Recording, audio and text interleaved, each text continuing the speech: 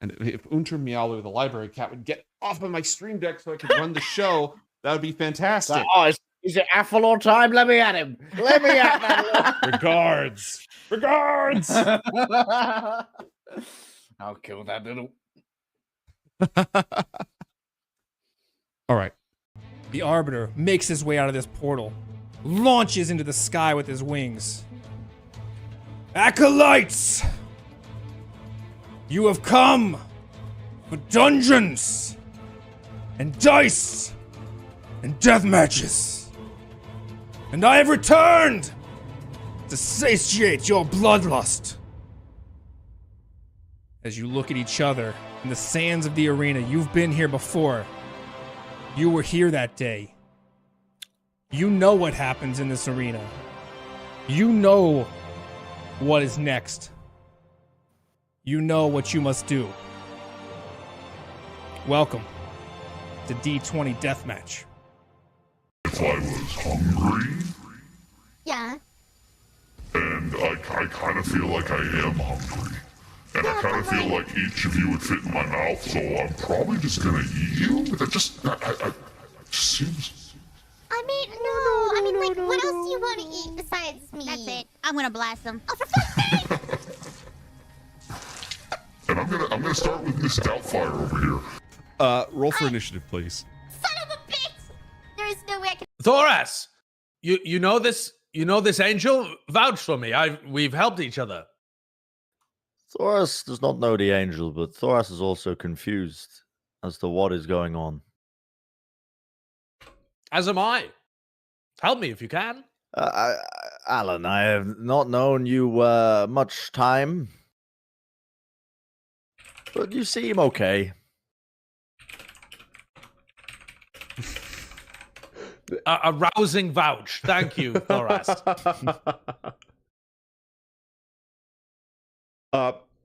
You remember when I let you borrow my car?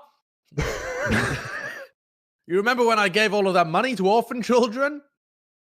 You remember when when I gave you those spare tickets that I had to that concert? Thoras does not remember much. Thoras can only remember falling through the sky and looking very cool. Memory and the form, physical or otherwise, of the Internal Revenue Service. I'm gonna kill the IRS.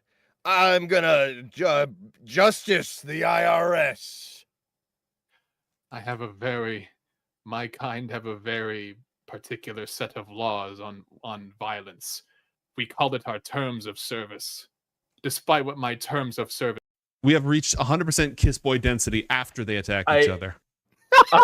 Mechanical features of a barbarian, which basically means that once per day you can go into a rage, which increases your physical combat prowess. Once? Only one time? Mechanically speaking. Okay. Twice. No, it's twice per day. Twice per day, you can take your normal baseline rage and make it a actually mechanically useful rage. It increases your prowess in hand-to-hand combat, makes you resistant to damage. It doesn't make you better at shooting things. It makes you better at physically beating the crap out of people. It doesn't make me better at shooting things? Nope. Son of a bitch! I'm going into a rage! Jesus Christ. All right, so there's no monsters, and you have now entered a rage. You may do one more rage today. If you stop attacking or taking damage, your rage will end. I'm gonna jerk off! Freestyle.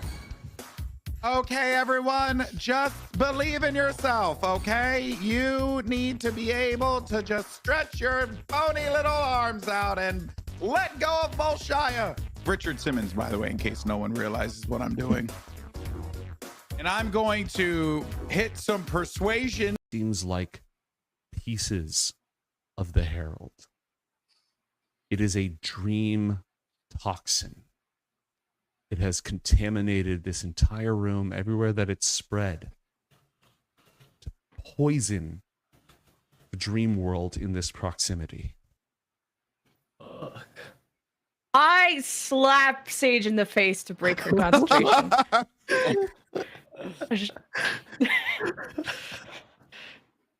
Oh no. And I whispered to Mason, I've always wanted to do that. It looked like it. That was a hard slap. Yeah, I've The been rule we saying know if, next time.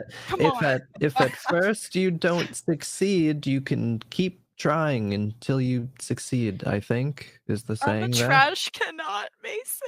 No. I'm a trash cannot. Got it. Remember the conversation that we had earlier? I think some concepts can apply here about how, when you're in your own emotions, you feel like you want to do the thing right now, and sometimes you don't want to do the thing at all, and that's right now. But then you have friends or people that I'm gonna die alone. No, Garnet, you're gonna be okay. Let's just. Can you take some deep breaths? We can do it together. Who am I gonna take to the blue gala or whatever fucking color it is? Oh, we're gonna grind your bones to dust and then we'll lick it with our tongue. And every time we put you in the oven, we're gonna make it grow and get so yummy. It's gonna be good. We're gonna be tasty, just like we should. You're gonna die. You have carte blanche aside from that. Cool. So thinking kind of like, because it's pocket dimension and shape shifting, but maybe it's kind of like a Venom-esque arrangement where it's a dimensional parasite that so like when he absorbs things into his hand, maybe it's like a fucking oh no, I've done it again. Maybe it's a teethy hand that like a toothy hole. Could you please just once not consort with otherworldly powers from beyond the scope of human imagination? Just once, like day. I refuse. There's too much empty headspace here with my lack of a brain to not have another thing in there. Bargo here to smash things. Bargo gonna smash corn into pieces. Bargo have fork with lots of muscles. Bargo have loose grasp of grammar. Bargo went to fighting school. Not grammar school. Fair enough. You have no idea what's going through her head right now. If you were perhaps a little bit more perceptive, you would see the face of somebody who never wanted to be a mother, who never planned to be a mother, who's dedicated her life to gathering power so that she's never in a position where she's vulnerable again and where she won't be used for anyone else's purposes ever again, and yet finds herself having to talk to this teenager about drugs. Like, never anticipated this and is now trying to figure out the best way to go about it. Okay. When a mummy drug and a daddy drug love each other very much. Okay.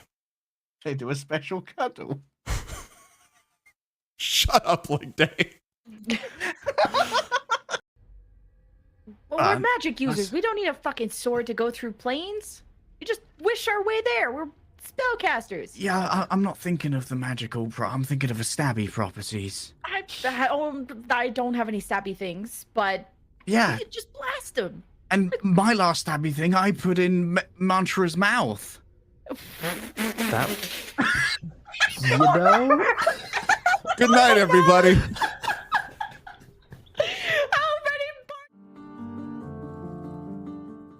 How many? Oh, the instant regret sentence. The emotional roller coaster of this episode is breaking my brain.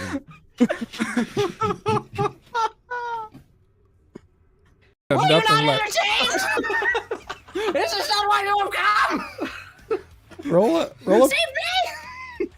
persuasion. What say you to this plea? No! Tears of glitter fall from my eyes. Someone had picked him up and you were carrying him back. And you were going to figure out what to do with the pants. Either try and break him out of the pants or turn them back to normal. There was a lot to the...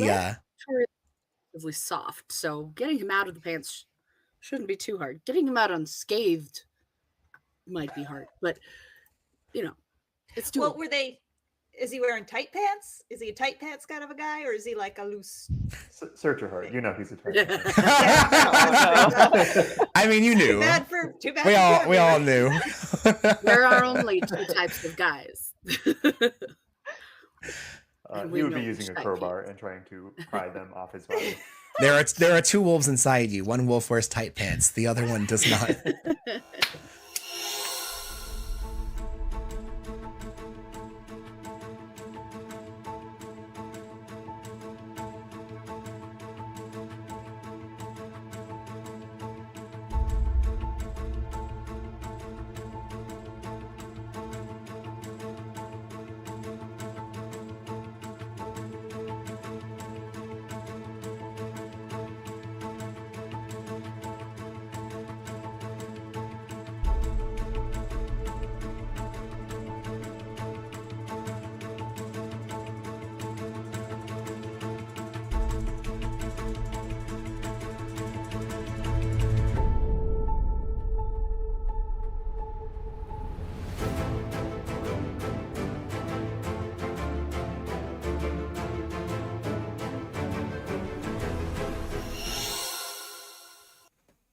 Soaring through the silvery skies of the astral plane, the good spelljammer Pilgrim's Progress makes its way to the long-lost githyanki stronghold of Ruun-Khazai. But as they make their way in the world between worlds, 3 fiendish mercenaries have alighted upon the deck, offering them their services, but they are dangerous and cantankerous and contemplating violence. Welcome to Coriander Society, Tormented by Gnomes, your Dungeon Master, joined by Drozy and Lafon. Drozy, how goes? Not too bad. Yeah, not much has changed. Good enough. Lafon, what's going on? I try to think of something pithy for this this question every time, and I always forget to do so. So that's what's going on right now. Like literally right now, me trying to think of something and failing utterly. You'll have a clever comeback like 2 hours after the show when you're lying in bed. That's how it goes. Just fix it in post. It's fine. Exactly. We'll just edit it. Strike a pose and move your mouth, and we'll just edit something in on it later.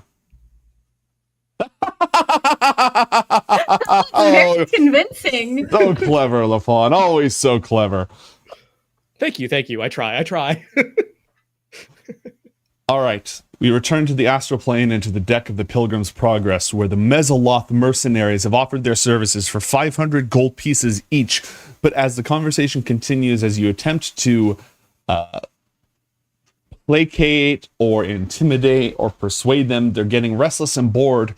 And knowing that they cannot truly die here, they're now betting each other that they can cast the deadly Cloud Kill spell on the deck of your ship before they get defeated and sent back to Gehenna. That is where we left off. Medwithin's right on top of us, right? Yes. Okay. As a spell, I know she has counterspell, right? Having tested her ability to counterspell things earlier. Right.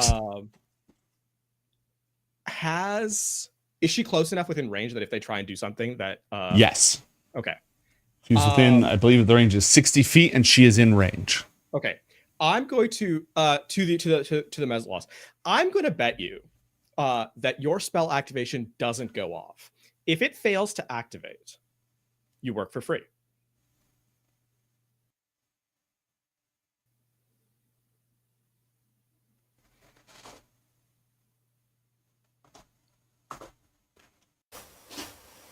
Deal, fleshling.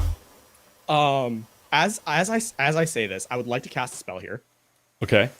Rary's telepathic, but oh no, I can't. It's a ritual, so it would not have worked. That takes way too long to do that.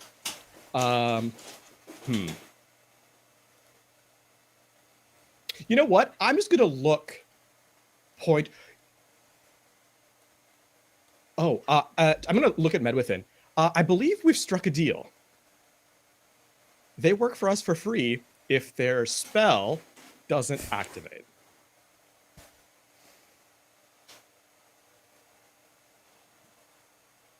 All 3 of them? Yasmeen? I did put a number on who was involved, so we'll find out, I guess. Okay.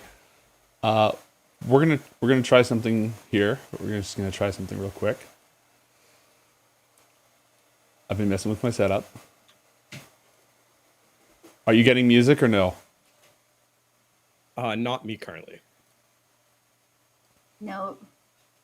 Okay, let's see. Let's find out if I'm good at gambling, or if Yasmeen's good at gambling. I know why you're not getting music, and I don't think I can fix it right now, but I think chat should be getting music, and I'll work on that crap later. And if they're not... I'm imagining I hear the music, and it's wonderful. Okay, excellent. Very good. All right. So, roll for initiative. Oh no. Order of operations does, in fact, matter here. Oh no. Hey, I'm not the one who has to go first.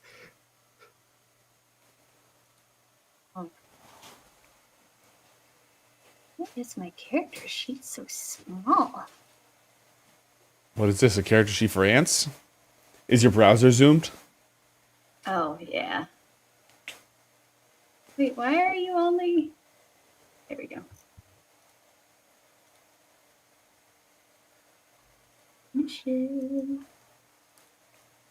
Oh.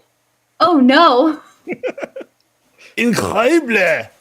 I'm not prepared. All right, hold on a sec. Also, remember our theory last week, or last show, where if we take a break, all my luck gets amalgamated and I roll well for the start? Mm-hmm. We have evidence that is, in fact, not correct. Maybe it wasn't a long enough break.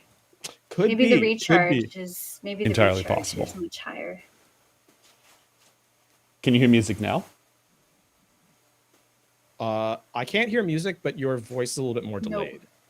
Yeah, you're All right. you look like a bad dubbing. It's like what we did at the start of the show. Whoever said that testing tech in the middle of the show is a bad idea? It's a brilliant idea.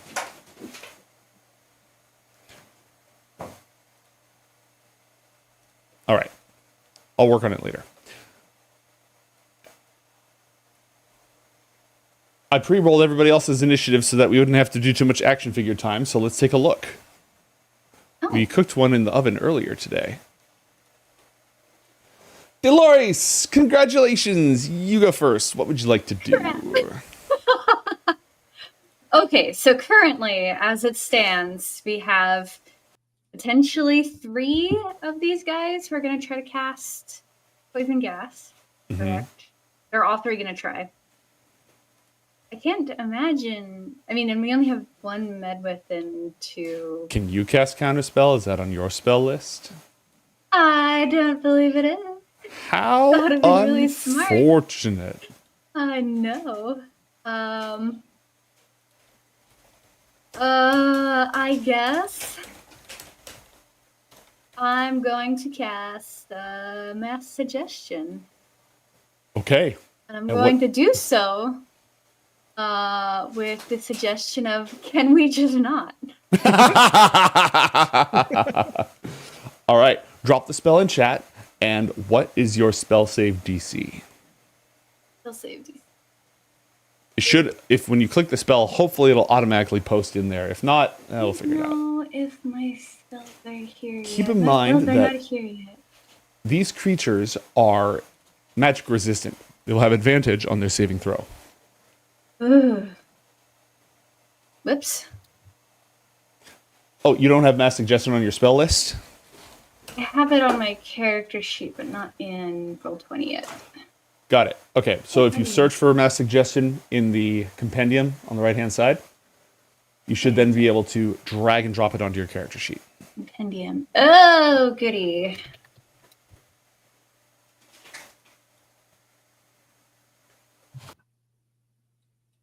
Oh, there it is. There we go. Okay. Wait, why is it 2024? Yes. Yes. Do the one that says PHB, not the one that says FBR 24, because they have a new edition of D&D and all that stuff, and we haven't converted yet. Okay. So you should see multiple options. One of them will say PHB. That's the one you want. Oh, they don't give that option. Only for FBR. All right, well, I fixed it. Well, oh, You thank should. you. Yep, I did it. You should be good now. Mercy. Okay. I'm gonna click that. Submit. Oh wow. I cast Wall of Text. And your spell save DC is 16, and it is a wisdom save as you weave the spell and you say, just guys, can we not? As they each make their wisdom saving throw. Success! Success! Success! Oh no! Oh. I like that all three of them rolled 2 as the secondary option. Yeah, I'm wondering what's going on right now. Roll 20's on one. That was your action. Do you want to use a bonus action? Bardic Inspiration or anything like that? Yeah, I'm gonna cast Bardic Inspiration. I'm going to do that on Med Within since she's the one with the spell. Okay. Or counter spell. All right, and let's see. Since I'm just trying all sorts of things live on air because I'm smart. Mm-hmm. Let's see if I can get this work. Bada bing. I don't think it worked. Oh, it worked. For me, at least. What worked? Yeah, see, there's a little thing that says Bardic Inspiration floating around here now. Ooh. On my computer. Oh, yes, I see that. Whoa, that is nifty. It's not working in Firefox for some reason, which complicates matters. But whatever, we'll figure it out. So this might actually be important. I would like to read something on Villas Point here. By spending a Villas Point as a reaction, a adventure may do one of the following. Delay the effects of a spell for 1d4 minutes per spell level. Is that the exact read of it? That is the exact... There is more text here. I will copy the entire thing because I'm not reading the entire thing out, but I will let you read it. While you're doing that, Dolores, do you want to move at all or no? I'm gonna take yeah, I'm gonna back up a little bit.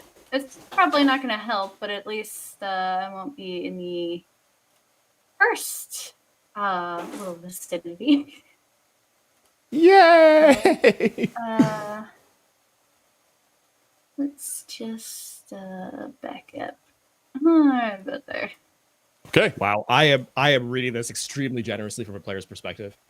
But I will let the GM decide it. I'm inclined to say that it only applies to spells you cast. That's just... I don't know how any other reading would make any freaking sense. Unless it's either a spell that you cast or a spell that is cast on you. But like some other schmuck's spell, under normal circumstances, unless you have some other means of manipulating it, I would say no. Absolutely fair. At a shouted command from Captain Domnica, hearing something about poisonous gas, the crew scatters. Good. Smart. Mesoloth the First. Oh no. Whee! Oh no! Medithin casts Counterspell. I just need to verify the level of that spell real quick to see if she auto-dispels it or if she might need that boost that you gave her. Cloudkill is level 5. She uses a level 3 spell slot to counterspell, meaning that she makes an intelligence check. And, without burning the Bardic Inspiration, nullifies it. Ooh. However, she has now burned her reaction. Up in the crow's nest, Molly Lyklin, the half-elf ranger sniper in the party, trains her flintlock rifle on one of the Mesoloths that has not yet cast their spell, waiting to take the shot. Domnica also aims. Wait, which was the one that went? This is the guy here that went. Hee hee. All right.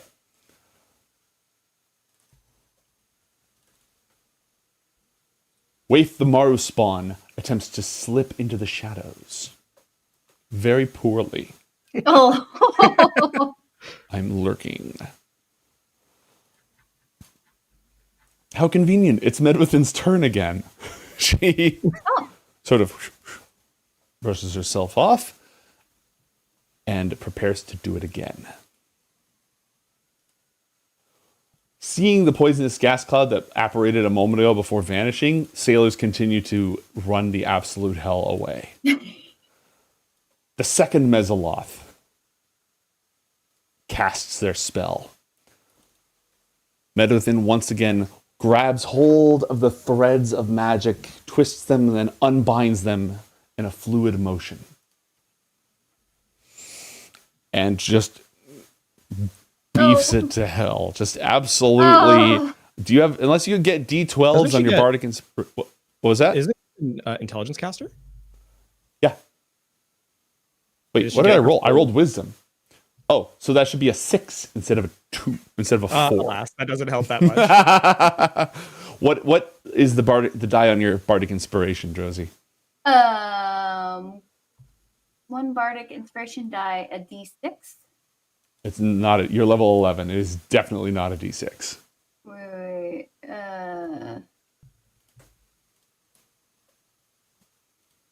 What must have said? Where'd you go? There you are. Oh, that becomes a D8. A D10. D10. There is technically a chance. There is a 20% chance that this works. Josie, roll 1d10, please. Oh boy. 1d10. 9? It happens. It actually happens. She found you particularly inspiring and managed to cancel the second of 2 spells. Whew. Well done.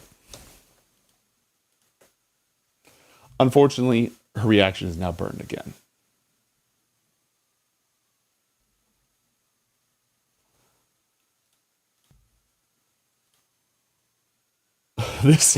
These 2 poor bastard sailors who are in the middle of them, just like, excuse me, pardon me, don't mind me. I'll just disengage over See here. them like so, holding you know. like rope or something, just like. What does Zomkug have? Zomkug has some kind of a ranged weapon. Oh yeah, scattergun. Zomkug steps to the front with his blunderbuss just full of like nails and bits of crap, you know, just like tiny little glass shards, broken whiskey, rum bottles, the works. Just sort of levels it.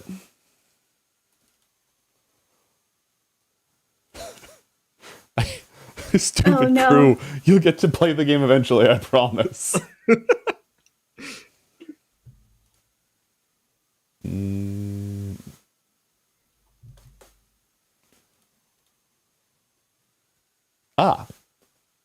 The party has been granted extra munitions from a Streamloots card. You may each gain a grenade, scroll, or potion that must be used in this encounter. You may suggest whatever you want, but no thermonuclear portable grenades or scrolls of insta-kill dragon, you know what I mean? Are we gonna scroll a counterspell? No joke, that's entirely reasonable. Dolores, do you want a scroll of counterspell? I mean that might be a good idea. But You can what cast. do you think? You could cast it. Yasmeen? I feel like the use of grenades might be frowned upon by Dominica on her ship. I mean, you thought of counterspell. You should take it. Okay, let's do counterspell scroll. Okay, you have a counterspell scroll. 10 Kobold uses his armor, shoots out a grappling hook out of his custom-built armor, climbs on top of this thing right here. Huh. Please tell me this is... Nope, it's not the poor sailor. Oh! Yasmeen, you get to go next. You get to go before the Mezzaloth, and that poor bastard sailor gets to go before the last one of them. What would you like to do? Two of them have gone already, right? And there's 3? 2 of them have gone, and there's 3.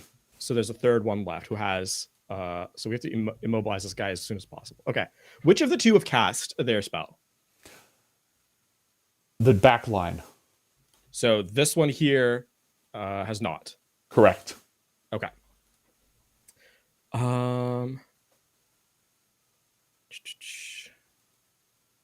That will not work. I have been reading through my entire spell list this entire time. Observing. Yeah. Okay, that's not the one I wanted.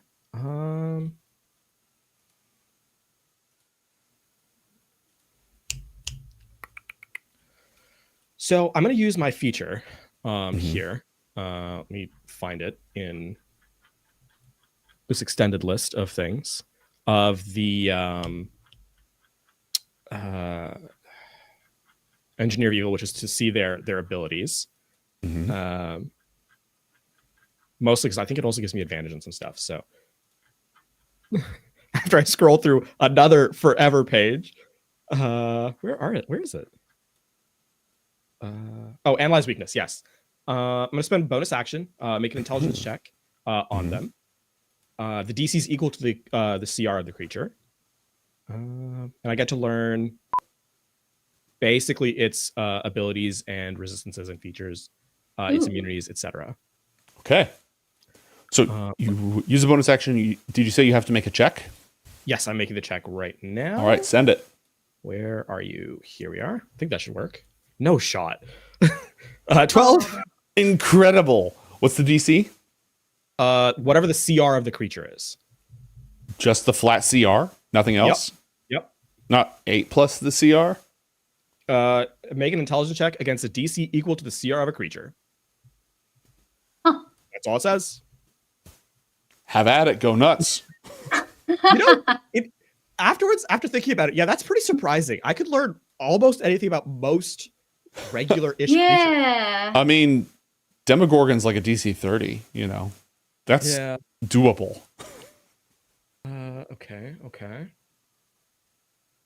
Okay. Makes sense.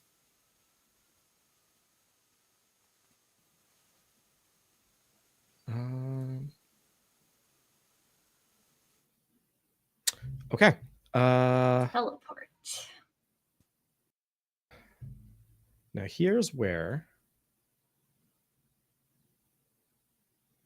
Oh, does this? No, it takes too long. Damn it. Okay, I think.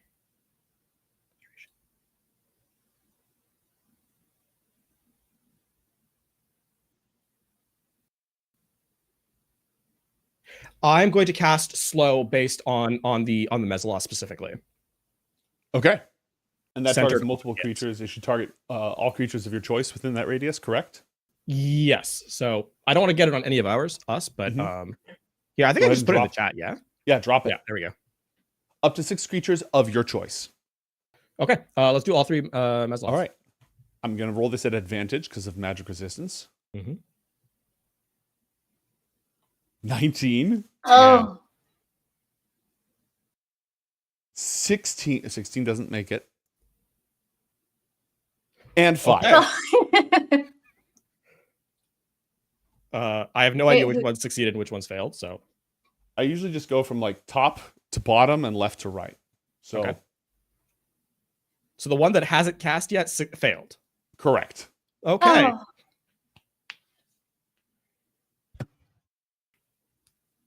So there's a chance. Is there anything else that you want to do? That's my bonus action. That's my action. Okay. And are you good I with your will stand current here because I position? made the deal. I'm ending my turn. Okay. Oh, that poor man can get out of here. Yeah, I'm just gonna, I'm just gonna go ahead and like move along the edge of I'm just not gonna, if that's cool with everybody involved, I'm just gonna. I'm a sailor, not a fighter. If the creature attempts to cast a spell with a casting time of 1 action, roll a d20 on an 11 or higher. It doesn't take. Okay. So if I roll an 11 or higher, The spell doesn't go off yet. Correct. The spell does go off. Josie, would you like to use your reaction to use a scroll of counterspell? Yes. This is a level 5 spell, which means you need to succeed on a DC 15 charisma check. A flat charisma check, not a charisma save, a charisma check. Okay. 18. Yes.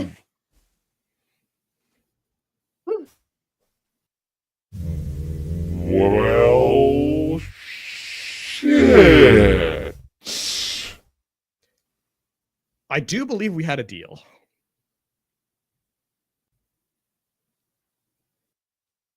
Yes. Would you do us a small favor?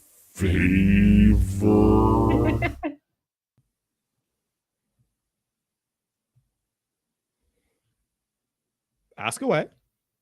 This does not mean that I am agreeing to your favor. I'm simply listening to it. Knock this shit off. Okay. Well, Hades and Gehenna, I guess we're here. Who are we killing?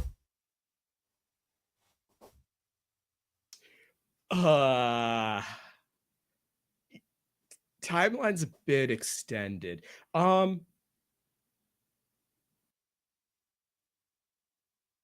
Give us a second to talk about it to see when and where it happens.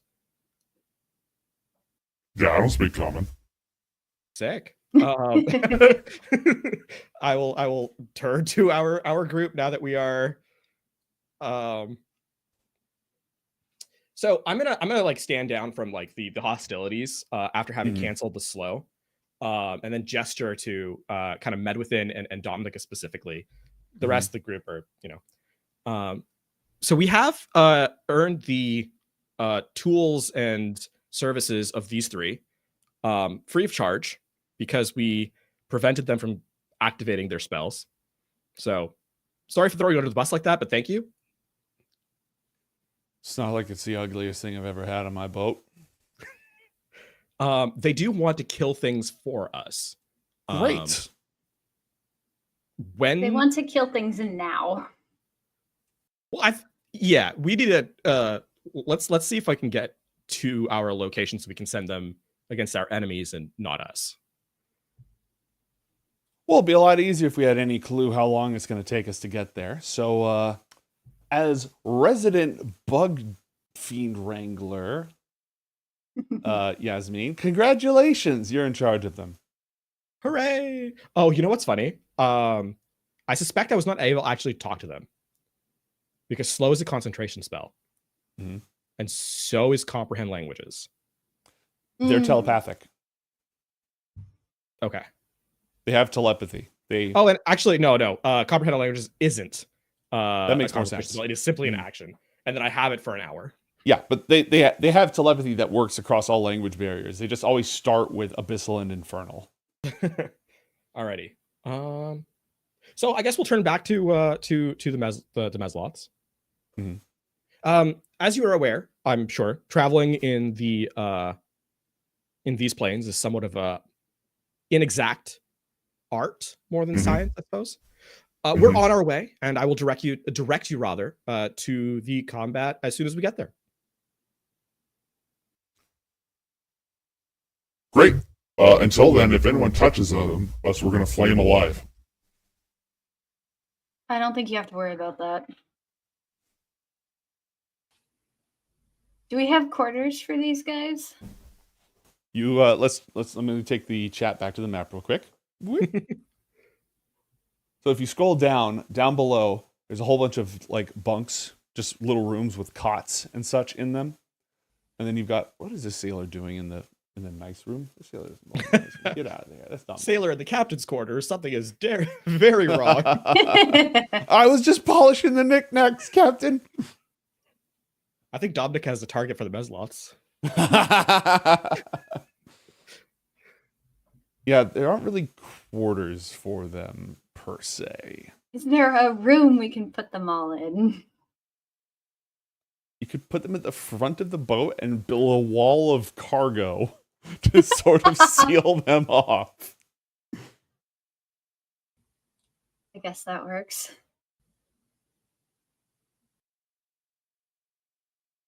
The crew is now referring to those as the bug bunks. Bug bunks. While they are uneasy having these insectoid fiends on board, they've been through some weird shit. They're, you know, they're not green by any means. They've dealt with demons and drow and all manner of things before. So they're just going to go ahead and steer clear of them. And Zomkug has silently, without asking anyone, assigned himself to guard duty. I need to be beside the contraption, right? The ritual contraption to make sure it's stays effective the entire time. You need to check on it every so often, but as long as you're not directly... Hastily, I shouldn't say hastily put together, because this was not put together without care, but it's a mad scientist contraption. It's not machined. It's hand carved. You know, there's very much a case of an engineer working on this as an external project. There's no off-the-shelf parts. Right. There's room for refinement. Yes. And nothing is standardized. Well, no, because it's perfect as it is, and Yasmeen will take no comments to the contrary. It's flawless. But yes, you're correct. But yeah, I will stay beside it and keep my eye on it and make sure that it's working as required. But next time you're passing on your way to the head or to get food or whatever, Zomkug just sort of grunts, Yasmeen? Yeah? They break anything coming out of your rum rations. You can have the rum ration. I mean, yes, of course. I'm going to whisper to Zomkug, you can have mine. But for the purpose of this agreement, yeah, it does. It is coming out of my rations that I have not given away. Zomkug scratches his nose and, we have an understanding. Dolores, as the ship continues on its course,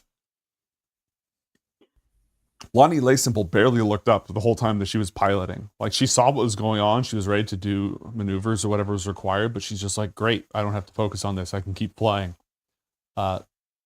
Yasmeen is managing the device. Dolores, are you doing anything in particular? I'm gonna pester our bug guests for stories, information about their culture.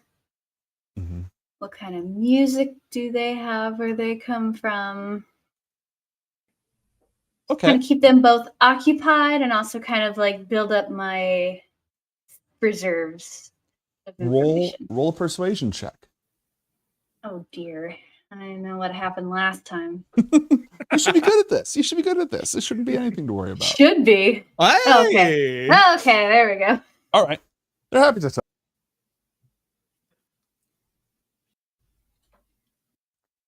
The Mezzaloths speak to you of Gehenna.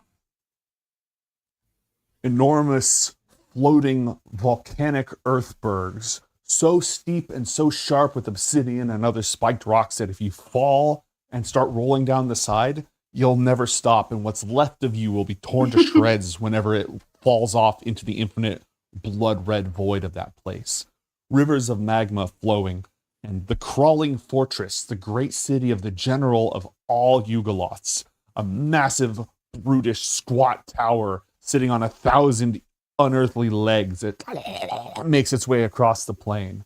The Mezzaloths have fought in the Abyss, they fought in Hades, they fought across the fields of Avernus, always for the highest bidder. Very rarely do they ever get to go to the material world. They don't exactly elaborate on why they're here in the astral at the moment either. They don't normally control their own contracts. They're usually managed by higher-ranking, more powerful Yugoloths. Roll an insight check for me. Where are you?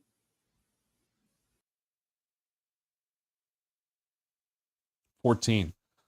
They are very happy that they feel like the big fish in a little pond right now. These are creatures that are not used to being, they're used to being low in the pecking order. But here amongst these flesh humans, when they can just like spew poisonous gas that would kill them instantaneously, and there's no higher ranking Yugoloths to boss them around, they're negotiating their own contracts, they're threatening people. The only thing that could make this better is if they could tear something soft apart. As for music, they don't really get it.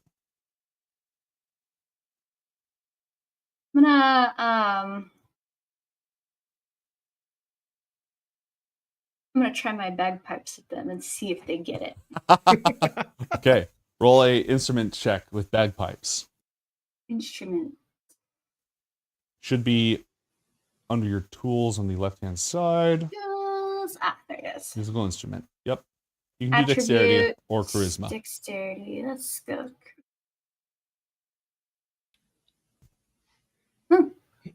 26. Do they feel it?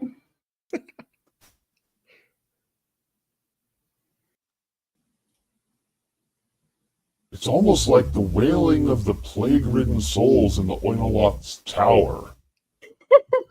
1,000 decaying voice boxes crying out in pain at the same time, except way coordinated. I like it. Hey, I taught them music. Music appreciation. Music is magic. Anything else before we continue along on our journey?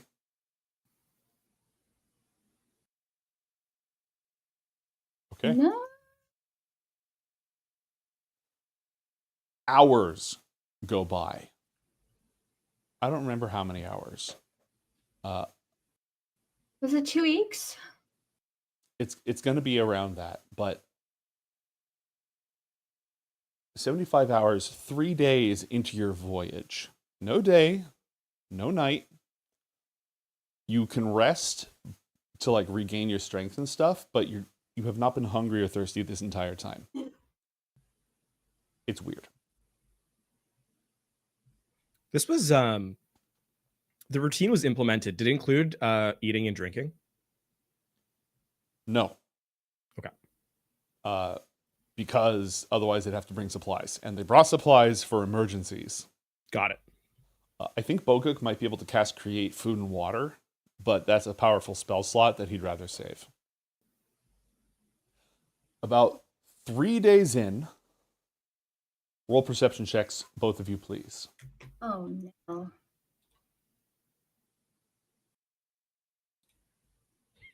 Oh no. Incredible. I am really focused on my machine. It needs to work. It needs to work.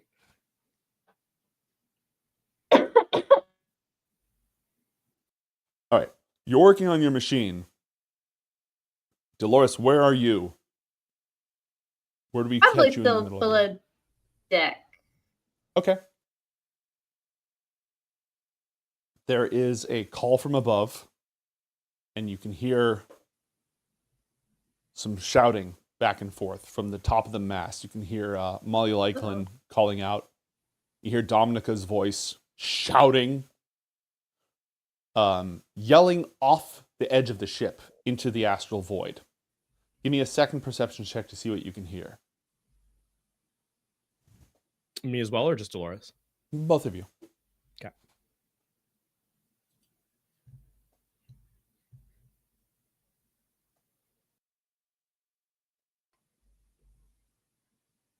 Trouble us not, for we are on a most holy quest. We shall do thee no harm if thou returneth the same. In turn. Eternally. Dominica shouts, "What?" The shouting goes back and forth for a bit. Do you maintain your positions? I'll probably go above deck to see kind of what's going on. I mean, is Dominica saying anything else other than like, what? Come again? No, and she's not like she's not shouting commands at the crew or saying man the cannons or anything like that. Oh. Is it killing time? It sounds like killing time. The Not bug brigade starts to like make their way past the boxes. Oh no, no. Just chill here. We're gonna find out what's going on. It's been 3 Yeah, days and the questions captain won't first. let us tear apart any of these meat people. This sucks. Yeah, well, you'll have enough tearing apart later. We want to ask questions first, kill after. How backwards. All right. Well, then again, that's what we did with you. So Off in the distance, as you step up ahead, you see two figures in full plate mail, just floating with their backs to the void, both of them facing the ship and sort of like above and floating around. And one of them is speaking in this booming voice that's echoing all the way across. And you'll see the other one in full plate like lean over and say something to the first one, who will then go ahead and boom it echoing across. And you hear Dominica yelling, I mean, if you're not going to mess with us, that's fine. You don't have to be loud about it. You can just keep doing whatever you're doing. No, it is you who can continue to do whatever you are doing. oh no. Yeah, that's what we're doing. Have a nice day. Dominica turns around. She sees you coming up aboard. She gives you a shrug. What was that about? I have no idea. A couple of randos traveling. Didn't ask them what they were up to. They didn't ask us. They just really seemed like they didn't want us to attack them, so Oh, I didn't. okay.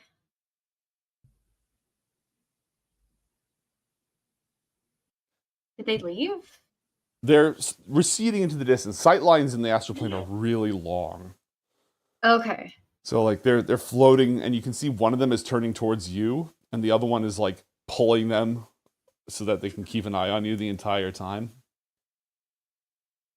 I keep wanting to say, so what's for dinner? But then I forget. I don't eat dinner. I hate this place. Oh, yeah. Are they still within range of like vision? Yeah. I'll use my analyze weakness on them. What's the Bonus distance? action. Is there a range intelligence check. on that? As long as I see and hear them. Okay. Yeah. You must be able to, oh, sorry, not and. You must be able to see or hear the target. Mm-hmm. Oh. Even better. Yeah. So I do see them. Mm-hmm. Here is the check. Damn, that's incredible. Are there any other requirements on it? I have the CR. It meets the CR. So by spending a bonus action, you may make an intelligence check against a DC equal to the CR of a creature. On a success, you learn the attacks, etc., etc. You must be able to see the target, see or hear the target, and the full breadth of what you learn is at the discretion of the GM. Okay. With a quick bit of analysis, you've determined they're both human. They're astral travelers.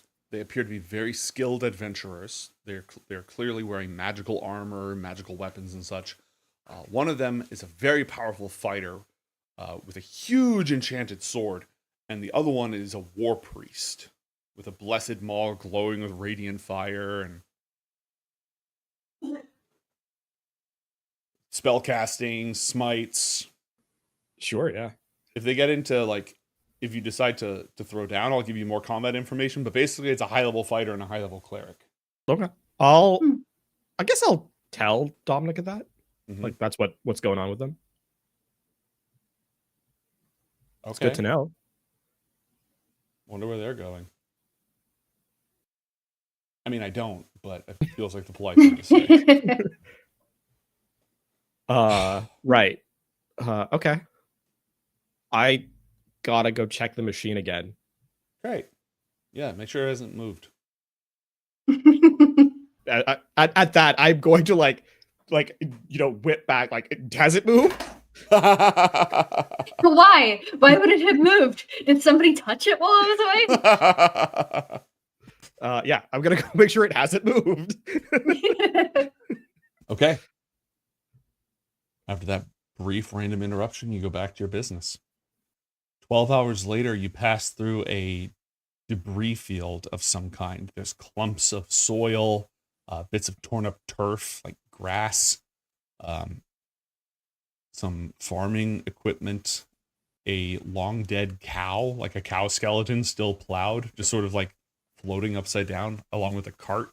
There's a dead farmer in the cart, still like completely skeletonized, but still wearing like the hat, still has a little straw hanging out of there. Just like, it just looks like pieces of a farm just floating here. I think this will take my attention away from my contraption for the first time since we really got away from the Mezzalots. It kind of looks like a portal to the astral plane, like kind of ate this random location. Yeah. Are there any identifying features about that, that random debris? Do a science check for me, please.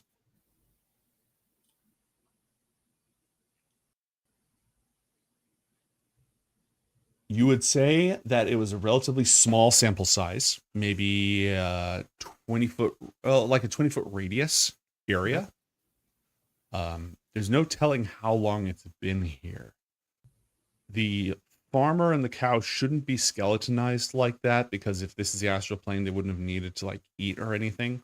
So that was caused either during transition, but the grass survived. The grass is fine. The farmer and such are dead. They show signs, actually, there's some signs of fire damage. You're seeing some bits and pieces of fire damage. So it looks like there was a 20-foot radius astral incursion into what was probably a prime material world and some sort of burst of flame at the same time. Okay. Do an Arcana check for me, please. Certainly. Okay. Seems like possibly a spell mishap. Ooh. 20-foot radius fire, that coincides with fireball, but something went wrong in the fireball. Maybe there was a wild magic surge or something that caused an astral transition to occur at the exact same time. Right. But the grass, is it singed or? Yeah. It's singed, but fireball, it's a burst of flame, but then it's gone. It's just like boom. Right. Is there a way to take a sample of Yeah, you could ask Lonnie. Hey, can you pull over so I can take some dirt? I don't want to stop the spell jammer. It's story of my life. Yeah, if on while we're moving, is it possible? I guess is a better way of. What are you going to do to collect the sample physically? That's a good question. That is a scary question. It is when it comes to Yasmeen. Yes, it is. Or are you going to ask somebody for help?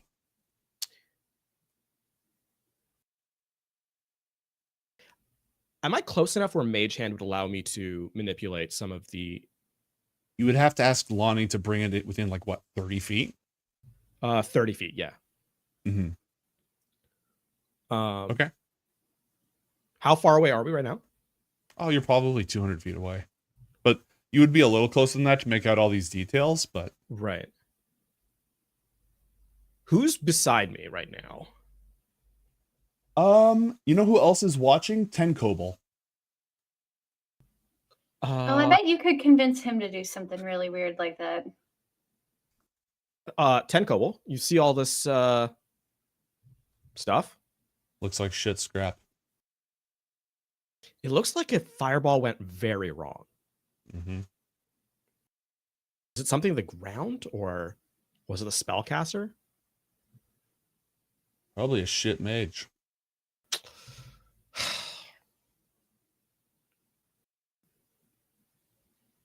Yeah, you're right. No time to stop anyway. It doesn't look like anything good's over there. I think that this is a mild curiosity for Yasmeen, not something to like detour from. So I'm gonna step back to my all right kind of position. Tenkoble was watching it interestedly to see if there's anything worth salvaging, since that's his normal job. But he got one look at it and he's just like, nah. Nothing we could build anything out of. Can we tell like what kind of clothes the farmer was wearing? They're recognizable. Yeah, do a history check.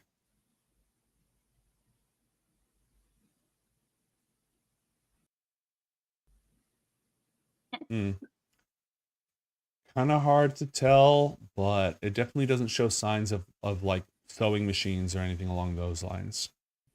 Which is stuff So it's you not had like what access we to in consider Ascus. modern. Right.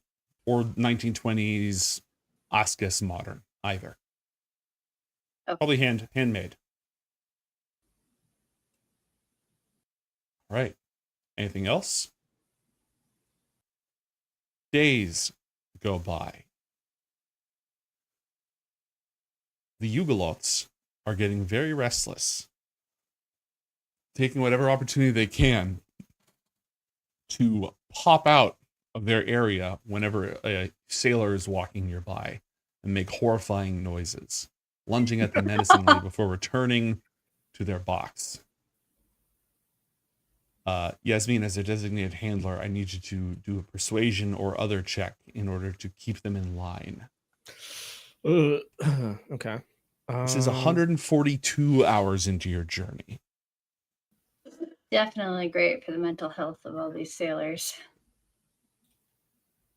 Boguk is telling stories, but he actually asks for your help, Dolores, because while he's got many stories they still haven't heard yet, they haven't heard any of yours, and it'd be better to run through those before he gets anywhere near the bottom of his particular barrel.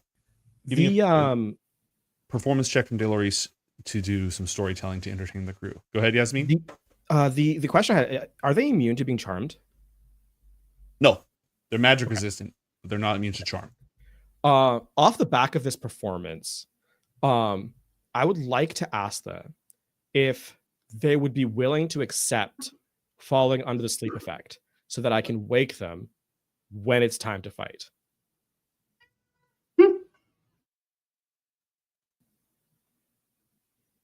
No. No. Who's to say you're not going to chop us up and use us for parts while we're sleeping? Or steal Why us would I into do some- that? That seems like a waste of our deal. I don't know. They're going to be very useful to us when we fight. Why would I get rid of that? Roll persuasion check, please. Where are we? Okay.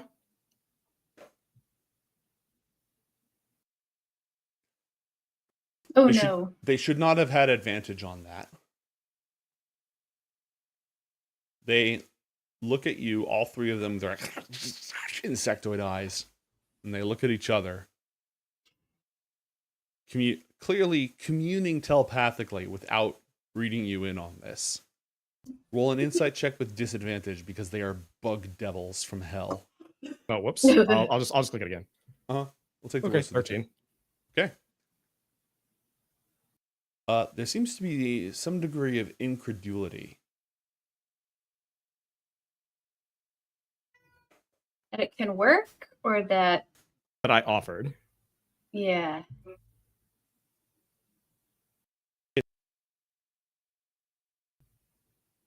So I think you're muted.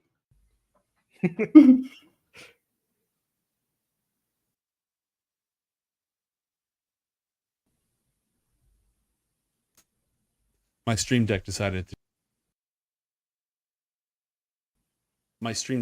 to take a little vacation. There we go. Oh. It's your why would I do that? That triggered a really are you serious reaction amongst them.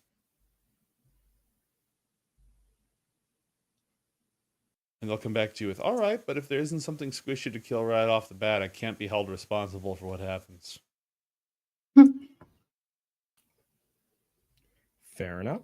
Wake me up when it's killing time. Okay. Oh,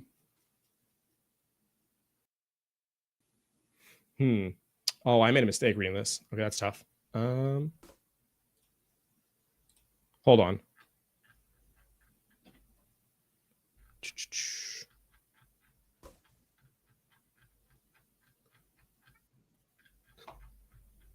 I forgot that that sleep doesn't have a the duration is fairly limited.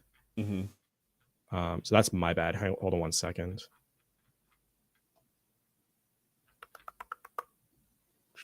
Where are you? I'm looking through some of the mad scientist stuff real quick. And in the background noise, I'm abusing my cat by not feeding her. Can she see the bottom of her food? It's over. Still about 30 minutes before their dinner time. Yeah. It's 3 to Same mine. every day. But they usually go bother my wife when I'm in here. Someone's getting harassed, but it's not me.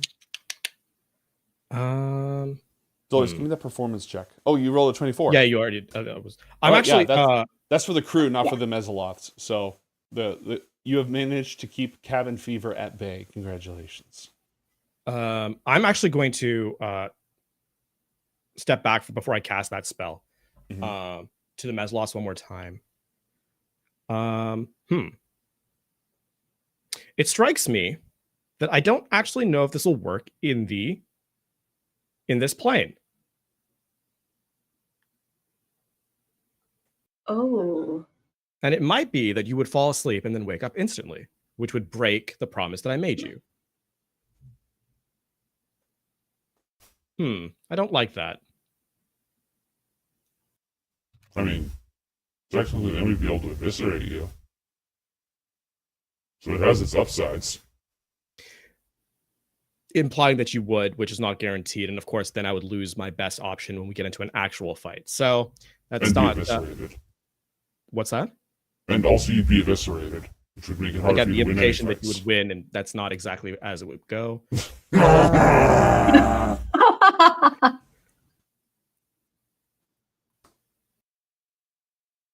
I dare say we need to find a better solution. How do you train normally? Like, do you spar each other? What's the Each other, capture demons, capture devils, stronger Yugoloths. We usually train somewhere where death isn't necessarily lethal, just extremely painful. That makes for the best lessons. Right. Okay. And you can fly, right?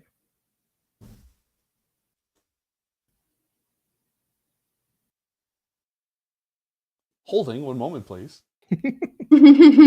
No, they cannot fly. They have a 40-foot move speed, and anyone on the astral can fly if they're not within range of a ship. But got it.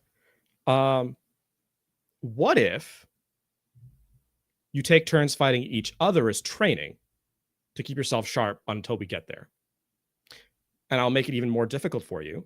I will create a floating platform which will follow the ship that you will fight on.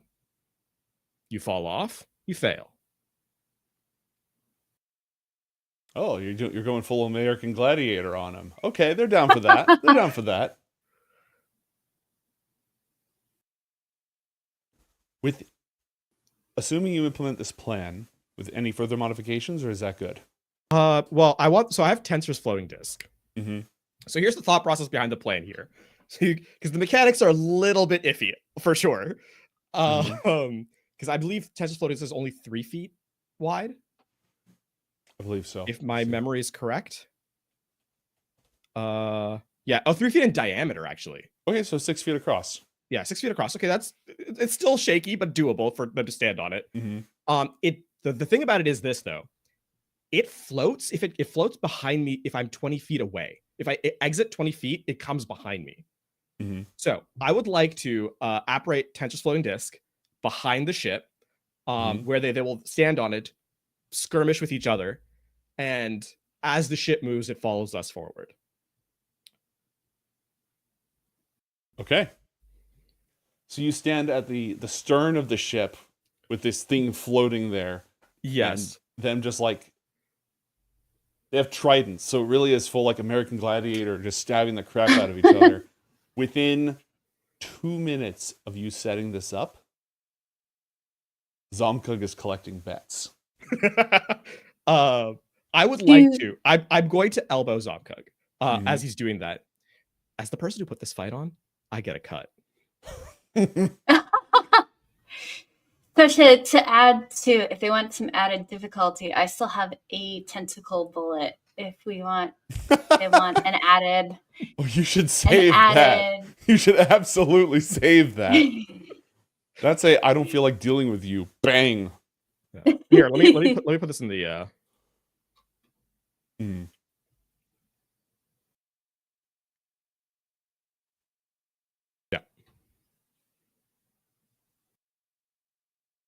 Oh, there it is. Right, but as a partial owner in the ship, which is the venue of these fights, which is therefore assuming the danger for this, it's a small cut. Listen, it's more for the spirit of it than anything else. Oh, yeah, absolutely. Besides, I traded you the rum that I'm definitely still drinking. All right. A small betting pool and a new form of entertainment has now swept the Pilgrim's Progress as they're having bug fights. It's really like two birds, one stone. How successful is the combat arena? What are your criteria for success? They don't fall off and they don't immediately get lost to the astral plane. Well, they can teleport up Okay. to 60 feet at a time. So the moment that one of them like gets knocked off, if they get knocked off in the wrong direction, they just teleport back. Okay. If they want to do this again, I would like to spend some of the time where I'm not actively working on the ritual contraption for a mad scientist gadget to basically modify Tensor's floating disk so that it has like every once in a while like a spike will pop up or something. nothing lethal, and so that they know about it. Like I'm not throwing it to them like as a surprise. It's like in a game where there's a red dot on the ground, like a little targeting. You have to move out of the way of the raid boss. Exactly. All right. Occasionally, a little flipper that sweeps the whole disc. All right. I would like each of you to roll 1d6.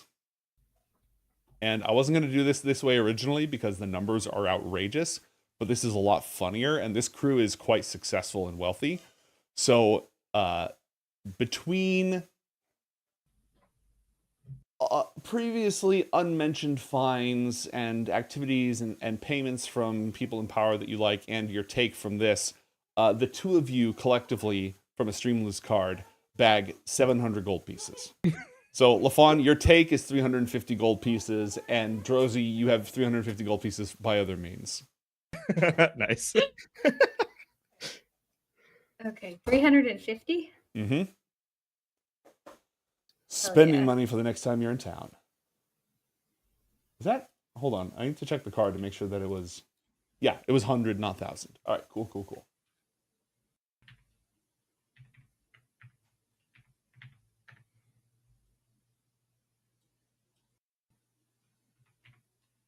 All right. Number. There we go. Correct number. You have successfully prevented the Yugoloth mercenaries from burning your house down. Congratulations. Real quick. Fire away. Actually, a question more for Yasmeen. How are we telling these guys apart?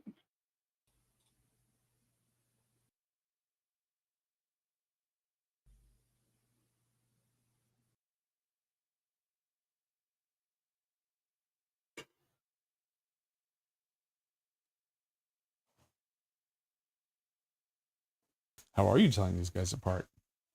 I don't know. We put like little ribbons on their trident, little hats. They don't seem to have any discernible features otherwise. Oh, you're saying they all look the same? Do they? Do they? They probably have distinct battle wounds. One of them has a large scar across the carapace. One of them has they have these ridges almost like beetles. They have these ridges above them. One of them has that ridge entirely broken off. And one of them is missing one of the inner mandibles. Also, did we get names from them? Names were not part of the deal. Okay.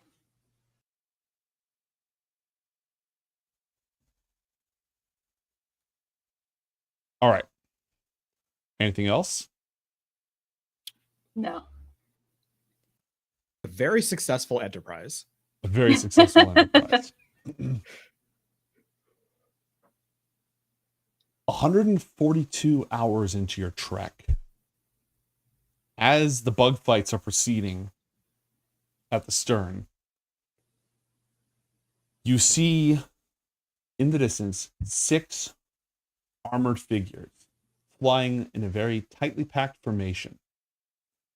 They are attempting to keep pace with the ship. Now, astral distances may be abstract, but relative distances to each other are not, meaning that you very quickly outpace them.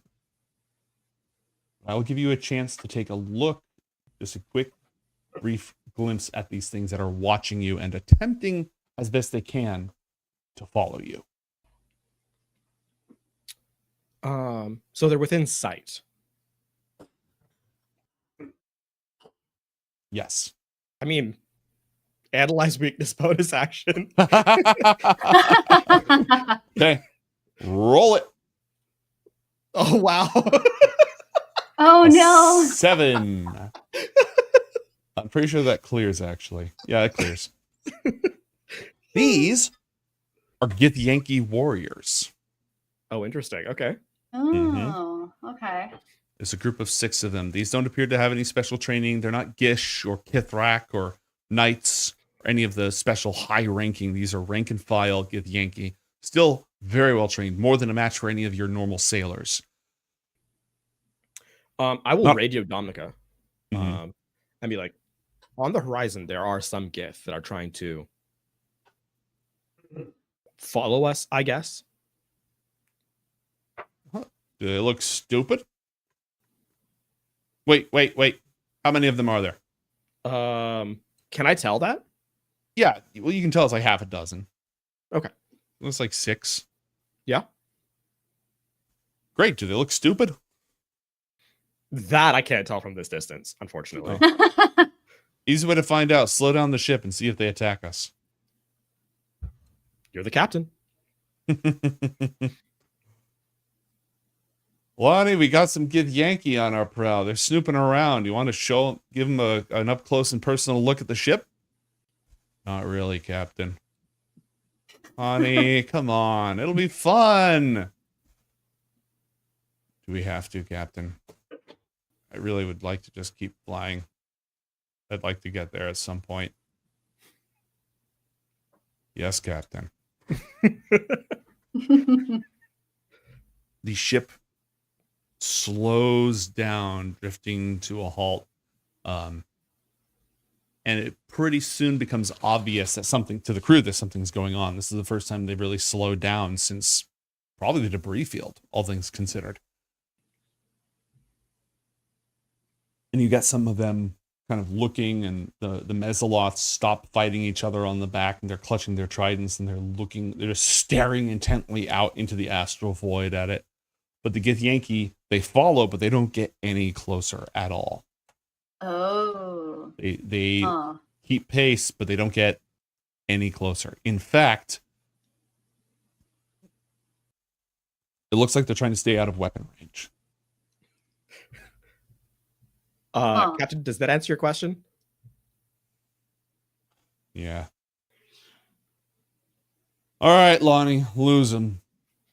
Can they even follow us here? It's kind of relative, Captain.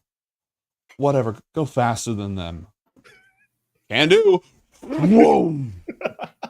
And you accelerate off into the silver void, quickly leaving them behind. Surely nothing more will come of this encounter. As we head to the githyanki library. What could possibly go wrong?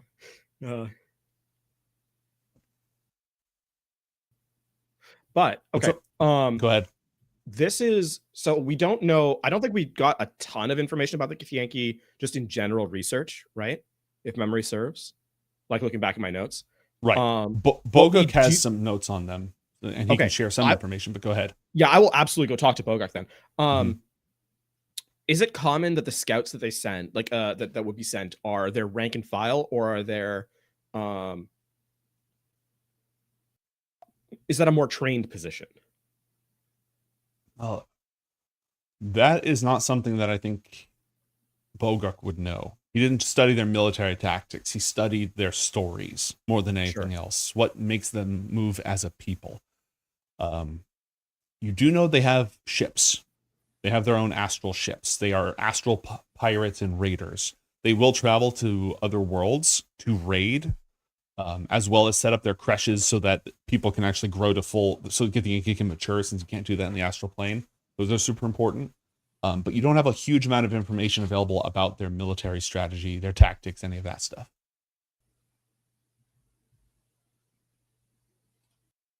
Okay. But again, they have their own ships. If that was a ship instead of just 6 people floating in space, they could have tried to keep up with you if their ship was fast enough. Right. Okay. Any other questions? You said you had a bunch of stories about them. They are a strange people, right? Because they're one who has to escape from enslavement and now wish to kind of just keep fighting to prevent themselves from being enslaved ever again. That was or to establish dominion upon. And they seek to do so by ensuring that no other has that power over them. And the only way for them to ensure that is by supremacy and domination. Right. The thralls have become thrall masters of their own. I asked this because their history doesn't really interest me. I don't care. But there is the mark of a people lie in their stories. You cannot defeat them without understanding them. You cannot seek to talk to them without understanding them. They agree on something. That's good. I may be scientific to a fault, but I do have some understanding of the conscious condition. 6 of them standing in the astral void is, especially with the fact that we are heading to a githyanki stronghold, or at least one that is purported to be as such. But one that has been lost to them for nigh on a century. So 2 things come to mind immediately. One, that they're tailing us to get information of where it is and have us deal with the bigger threats.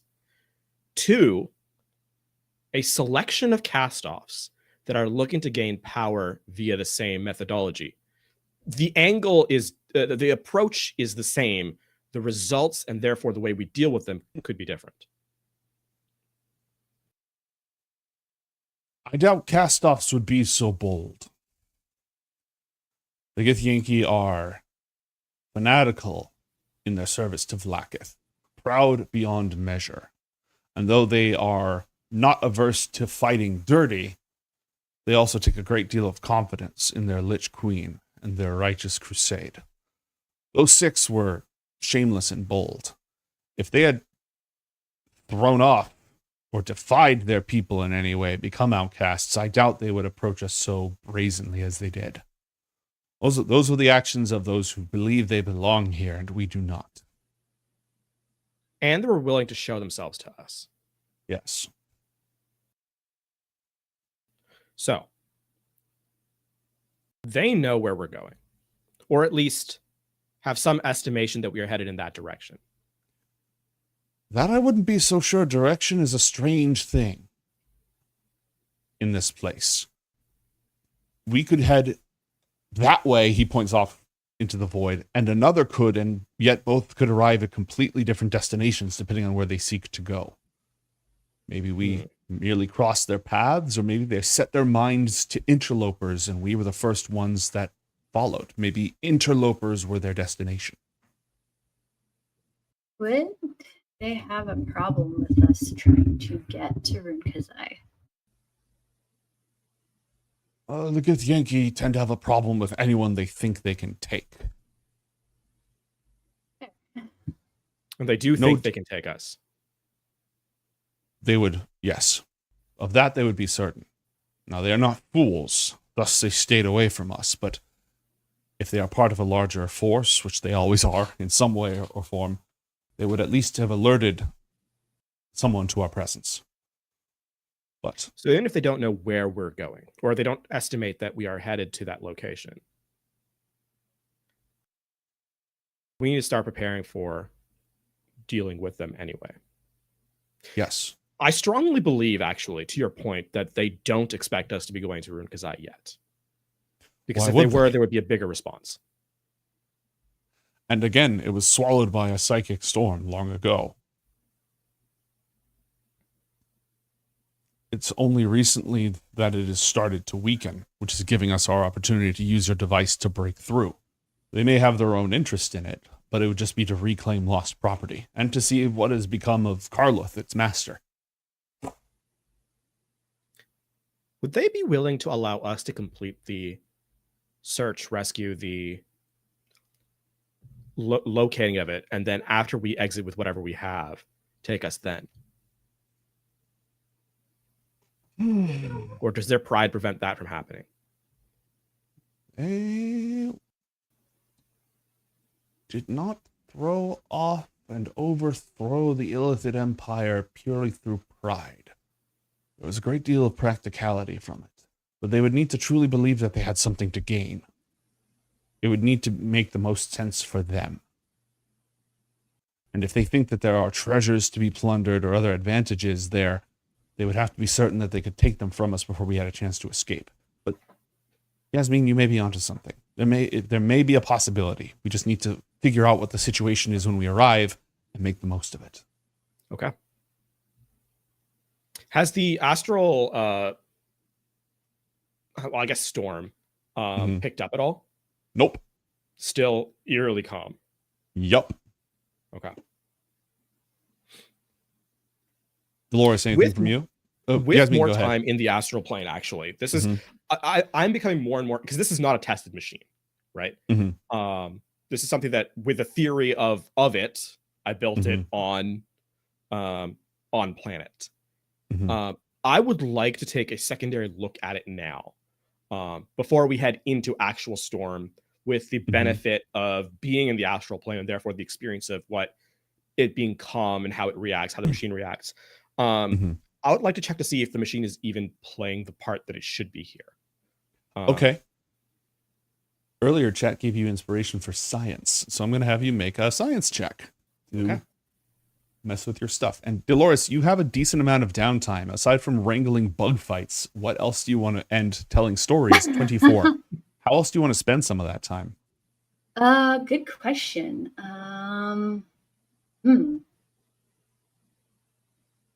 what can I spend that downtime doing on this ship?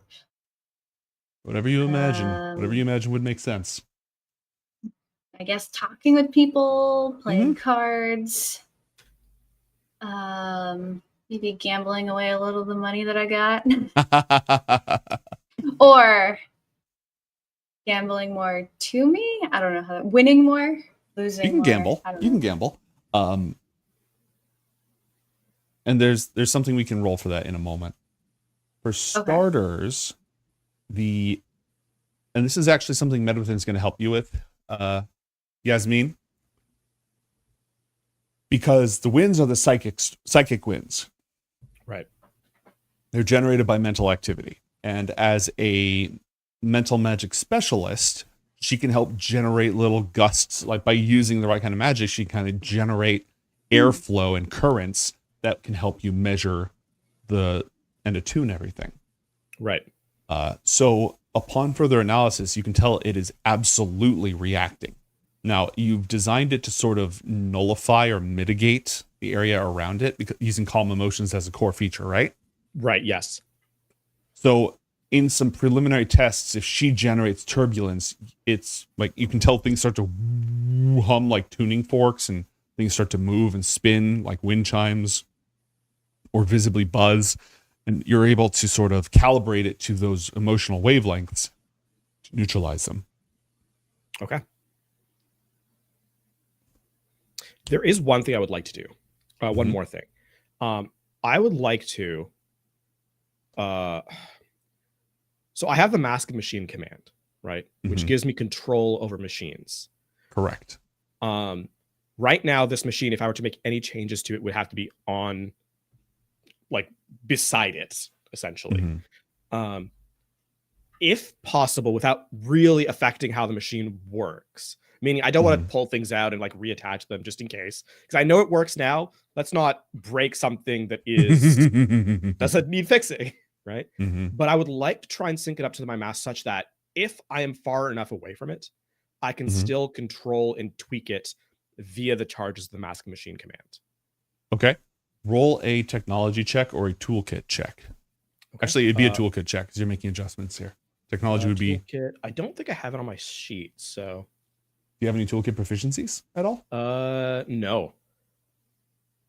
At least not on my character sheet. Okay, that seems wrong. Do technology for the time being. I'm willing to bet you have at least one. Dolores. Yeah, inside the tool proficiency and custom skills, I just don't have anything listed right now.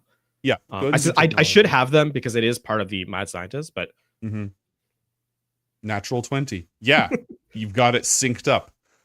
It's particularly easy because the Mask of Machine command is like almost psychic, but it's technological. And in the astral plane, that communication is just like really clear, really clear. How much money are you willing to gamble, Dolores? 1,000 gold. 1,000 gold. Nizar has entered the chat. High roller. Okay. So you need to make 3 skill checks. Okay. Are you proficient with any gambling stats? No. That's fine.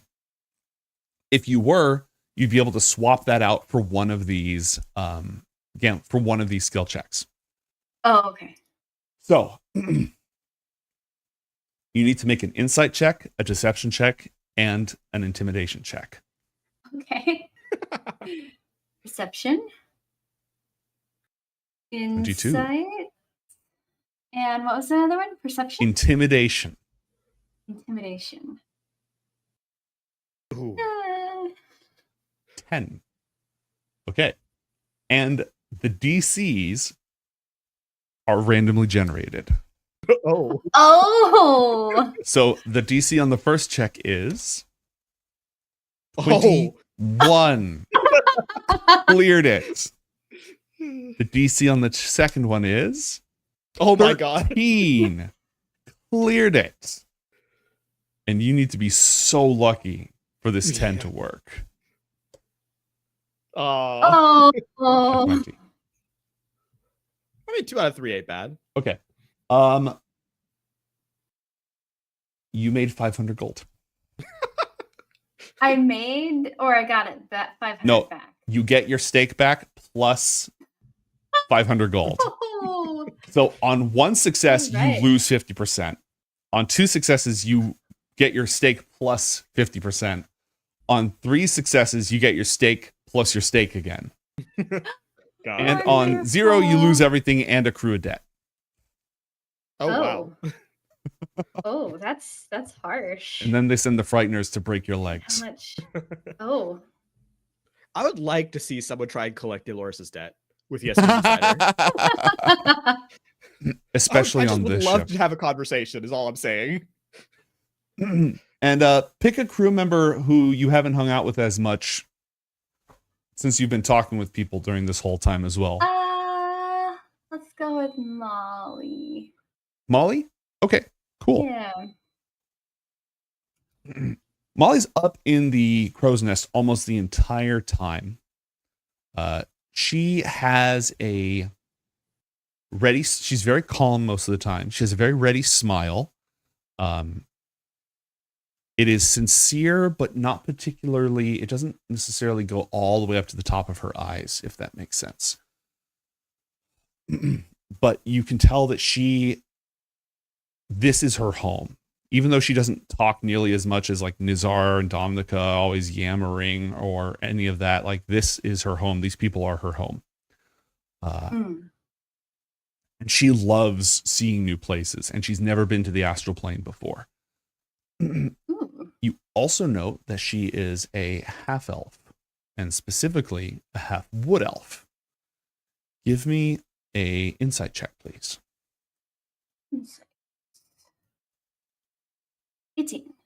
18. Okay. She has very complicated feelings about her homeworld of Perianth. You get the impression she did not come from means on that world. A world where there's a lot of wealth going around. She was not privy to it. She doesn't hate it. It's very melancholy, very bittersweet, and very uncertain in her mind. Roll a persuasion check for me. 15. 15. You also know that growing up, she mentions that she grew up with Mireth, the princess's handmaiden, who's always with her taking care of her. And they went their separate ways once Mireth was handpicked to attend the princess. They were very, very close before then, and they were kind of separated afterwards. And they only ran back into each other when they started doing work for Indogalad. And so she has some bittersweet feelings about the royal family of Fluris as well. But she doesn't talk a lot about them. She's mostly just happy to be out here. Oh.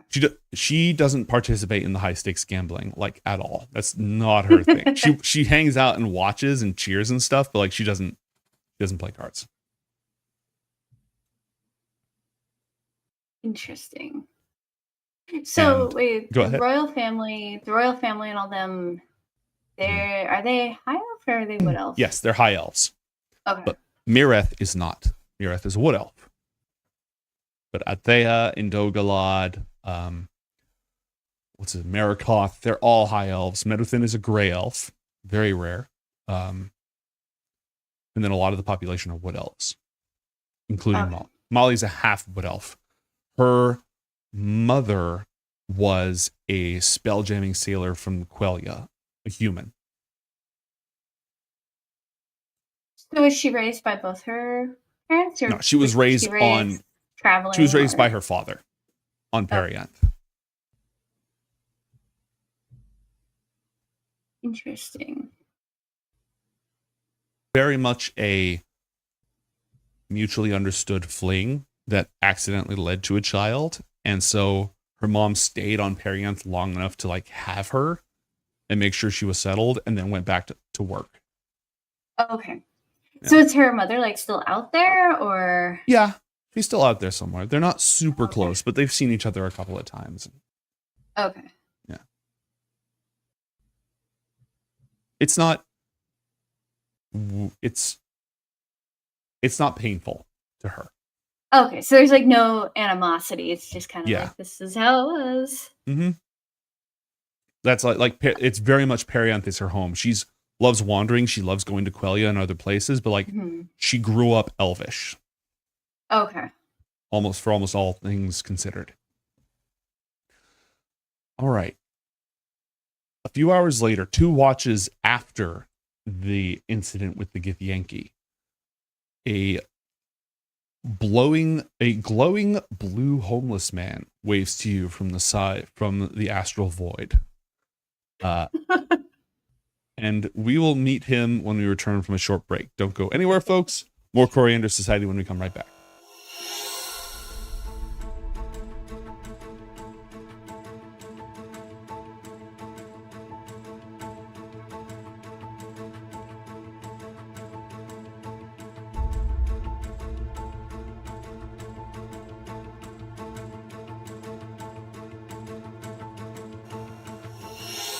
find Sig, Ariana's tutor, the head of magical botany, and someone who had already been a vector for the Infernals in a previous incident. And if Unter Meowler, the library cat, would get off of my stream deck so I could run the show, that would be fantastic. Oh, is it Athalor time? Let me at him. Let me at that. Regards. Regards. I'll kill that little. All right. The Arbiter makes his way out of this portal, launches into the sky with his wings. Acolytes! You have come for dungeons and dice and death matches. And I have returned to satiate your bloodlust. As you look at each other in the sands of the arena, you've been here before. You were here that day. You know what happens in this arena. You know what is next. You know what you must do. Welcome to D20 Deathmatch. If I was hungry, Yeah. and I kind of feel like I am hungry, and I kind of feel like each of you would fit in my mouth, so I'm probably just gonna eat you. But that just seems. I mean, no. I mean, like, what else do you want to eat besides me? That's it. I'm gonna blast them. Oh, for fuck's sake! And I'm gonna start with Miss Doubtfire over here. Roll for initiative, please. Son of a bitch! There is no way I can. Thoras, you know this angel? Vouch for me. We've helped each other. Thoras does not know the angel, but Thoras is also confused as to what is going on. As am I. Help me if you can. Alan, I have not known you much time, but you seem okay. A rousing vouch. Thank you, Thoras.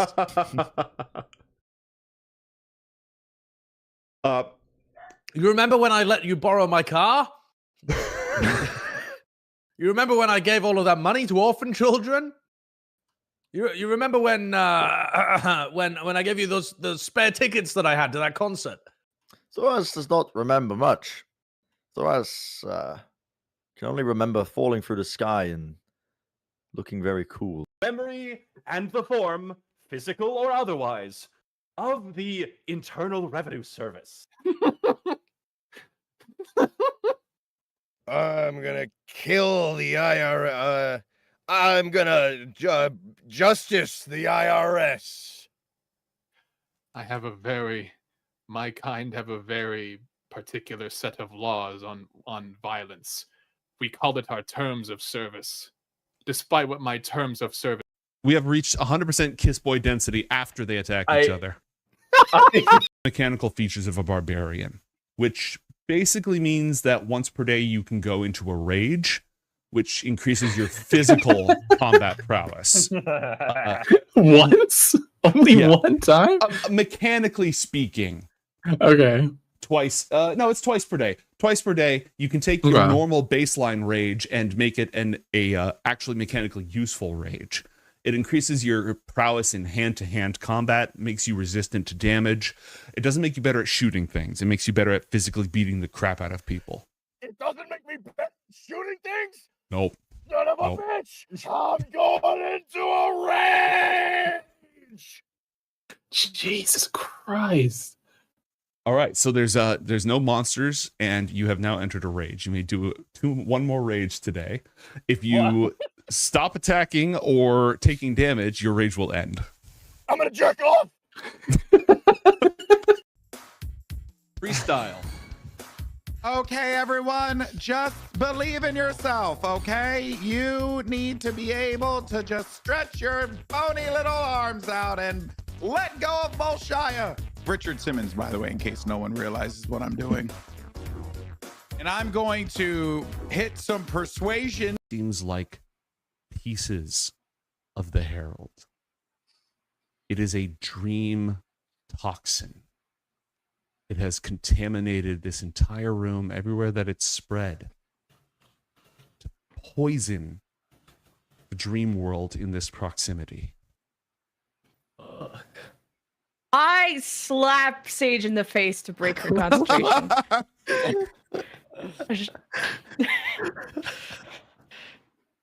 Oh no. And I whisper to Mason, I've always wanted to do that. It looks like it. That was a hard slap. Yeah, There will be no next time.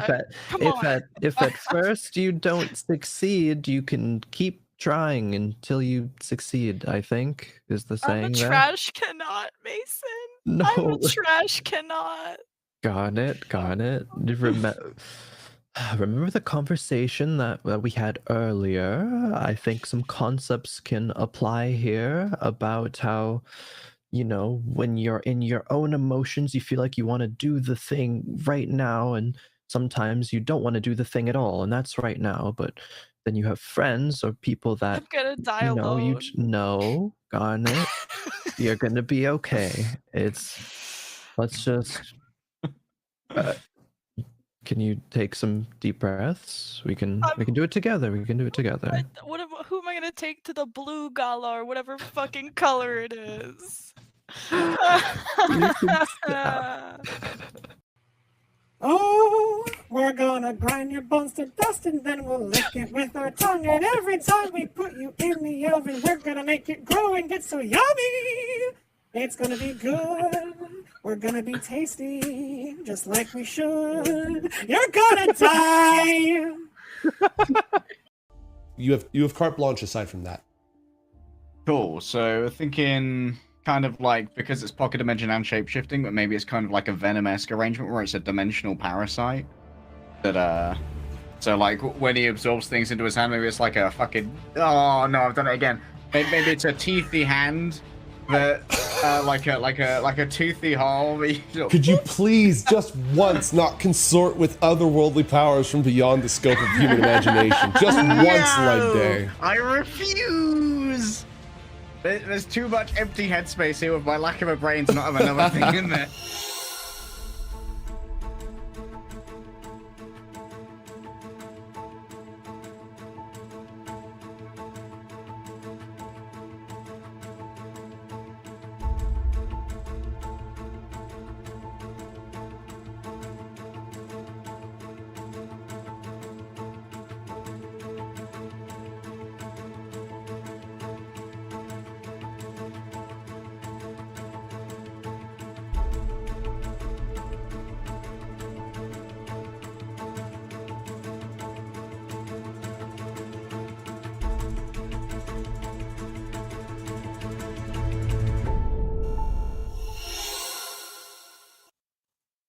Off the starboard bow, a bedraggled, unkempt, unshaven, floating, ethereal form hails you.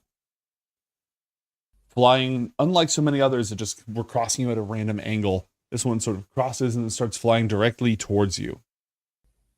Captain, there's a ghost off the starboard stern? Bizarre, darling. Have we had a ghost before? I don't remember if we've had a ghost before. Many before us have turned into ghosts at our blade, but I don't think we've actually run into one. The crew, some of them, she's like getting everyone at the ready just in case. It's like, Boga, if this is a ghost, can you deal with it? And then this thing reaches out and just says, "Hello, travelers. Where are you headed?"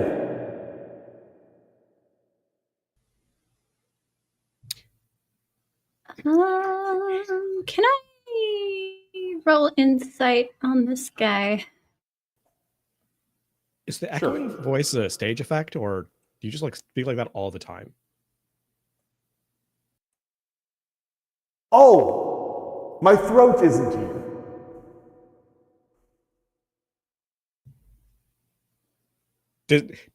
I wasn't like specifically directly, so I was like kind of like muttering that. Did he hear me? No, he's not that good. With a 9, it's difficult to tell. He's zooming around a lot. Actually, it's not so much he's zooming, it's more like the whole astral sea is a lazy river and he's just drifting in it. Like his hair is floating everywhere and his robes are floating everywhere. He's just sort of like...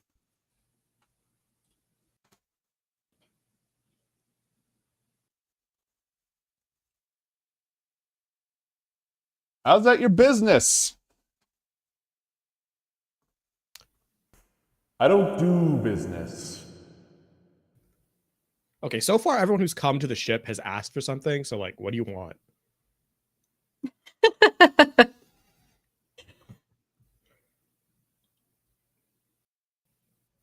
That's a good question. I've had many years to think about it. Are you from here? Are you visiting? No. What are you doing here? My body lies in meditation in my humble home far away, while unclad in flesh I wander the cosmos. Do you like onion juice? That sounds disgusting. It was just a thought that came to mind. I don't even know what it means. But if you like it, I'm not going to judge you. I seek Howler's Crag. Does that mean anything to us? It's unlikely that it does. Roll an Arcana check, please. And it's mostly unlikely because while you are very well studied, your studies have not included the breadth of the multiverse until fairly recently. Yeah, this is very much like more question is this something that is from Oscus or something we would have come across? Not from Oscus. It's something. It's a location you've heard of. It's in the lower plains and it's a pile of rocks. Okay. It's more than that, but like that's about all you have. Yeah. 100%. How long have you been meditating and wandering? You mean just this once or in general? Both. It's been a few centuries, I think.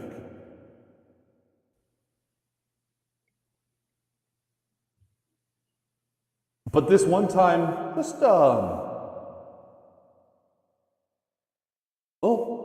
it gets hard to keep track, but it's been less than a month. Yes, less than a month. Is that astral time or is that like body time? You're not asking the big questions, but you're asking good questions. At the moment, I believe those are coterminous. Yes. I'm like winding a piece of wire around my metal finger. And if it were my flesh hand, it would definitely be digging in because of how like tightly it's getting wound and unwound. And you can hear Yasmeen like mutter under her breath, like, God, there's so many questions. Like, how are you still alive? What happens when you go to the bathroom? That's not that important, I don't think. Why are you searching for this place?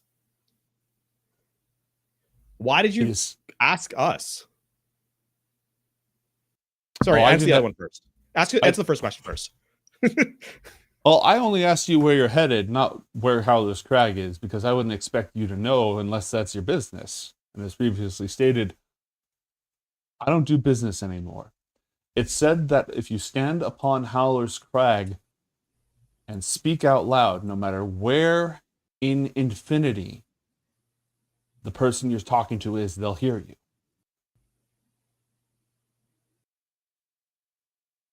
Are you trying to communicate with somebody? Yeah, I guess that's the immediate follow-up question. Who are you trying to talk to? Dead gods. Okay,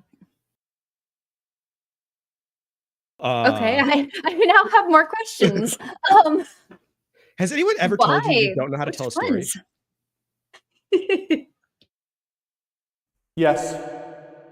But I'm just as interested in hearing yours. What are you looking for?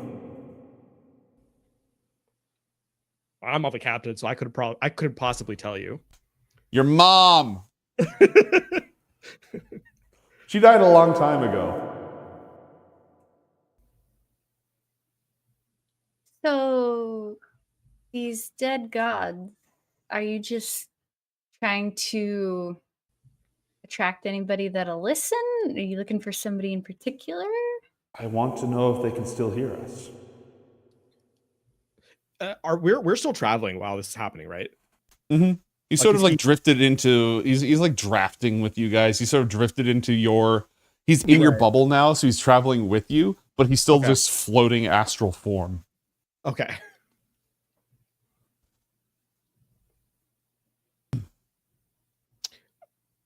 Why do you want to know where we're going? Just out of curiosity, everyone's looking for something, and sometimes what somebody else is looking for can help you find what you're looking for, or something you didn't even know you were looking for. Did you know about Howler's Crag a moment ago? I don't want to go there. But now, if you ever want to, you can. Maybe wherever you're going, I don't want to go to, but maybe someday I will. And even if not, my life will be the richer for knowing of it. Have you come across any roving bands of Gith around here? All the time. Constantly. Oh. Have you ever been followed?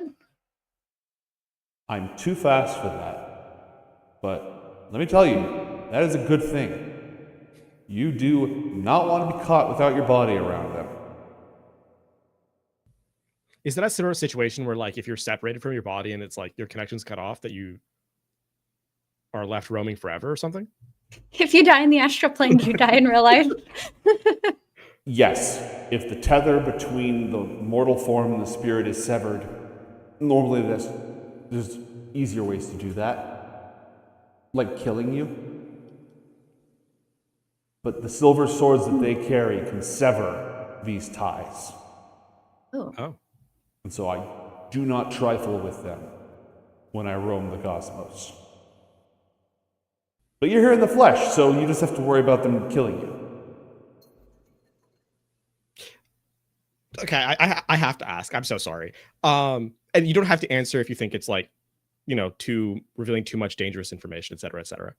Are you just kind of like sitting alone? Like, is your body just kind of sitting alone with like no protection at all? Oh, no, I am well protected. The trees and the beasts and the several layers of extremely dangerous fire glyphs have got me covered. Cool. This was not me like trying to figure out like where your body is, but Oh, that's fine. No, yeah. If this is something you ever pursue, make sure you take similar precautions. Leave your body in the care of people you trust. Or really scary traps. Or ferocious animals that won't eat you. When you hear or do not hear these dead gods, what are you going to do? I don't know yet. The knowledge of whether or not they can hear me will change my perspective. And I will think of things and have new questions that I didn't have before. How are our crew, so like Domnica, Zonkug, Medwithin, how are they reacting to this? To not just to this apparition, but also like the questions that we're peppering at him. Medwithin, I thought you told you to keep the morning to yourself on this trip. Can we tell if he's like human or elf or anything? His astral form appears human. Okay, so your astral form doesn't necessarily match your Roll an Arcana check. body. Well, 18. Okay. This is actually pretty advanced magic. Like very advanced magic. You think the default is that your astral self resembles your physical self, but you're not positive.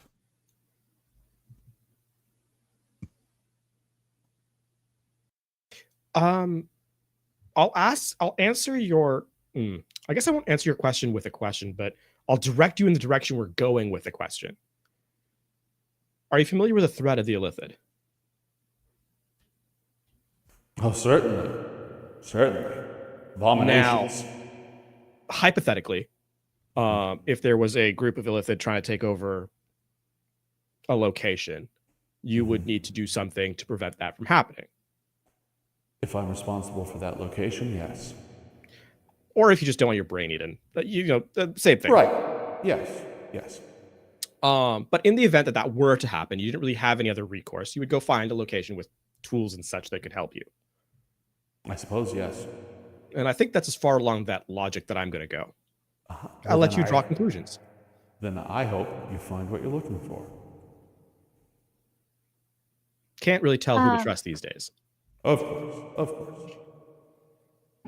So, the fact that he's here like this, it can be assumed he's a pretty high-level magic user. Mm-hmm. Okay. One other thing. Has your journey ever taken you to a place called Ascus? Ascus? No, I don't think it has. I've never heard of such a place. If ever you do, I would be fascinated, if you were to find me ever again, be fascinated to learn about it. A long shot, as that's almost certainly never going to happen. Well, then we should exchange some kind of name. I'm Gleaming Shalm. Gleaming? Gleaming Shalm. GM, how is that spelled? Oh. I shouldn't tell you because he's only saying it out loud. That's true. That's true. That's fair. That's fair.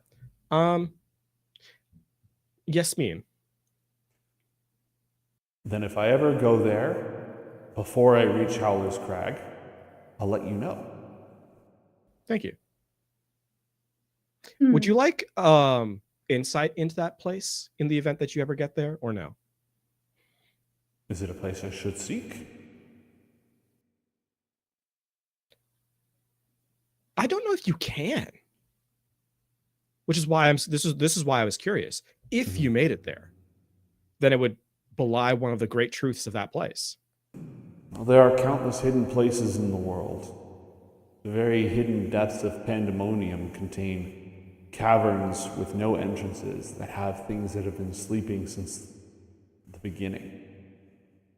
Plus all the denning flames with hidden entrances and the like. So even I am likely to die before I go everywhere. Is there wisdom to be found in Ascus? Probably. Yes. Actually, probably quite a bit. I think there is. But I don't know if it should be sought. Wisdom that is wisest to be left alone. Can that even be said to be wisdom at all? Thank you.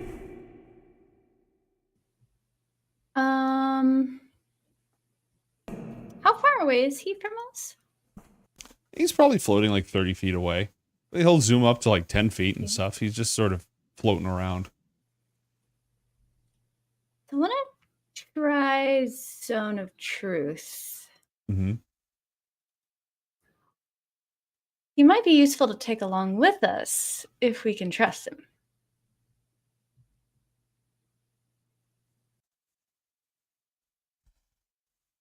You'd have to persuade him because he's on his way to Howler's Crag, and that's not where you're going. How are you going to get him to go along with you? Because where we're going is interesting. Okay.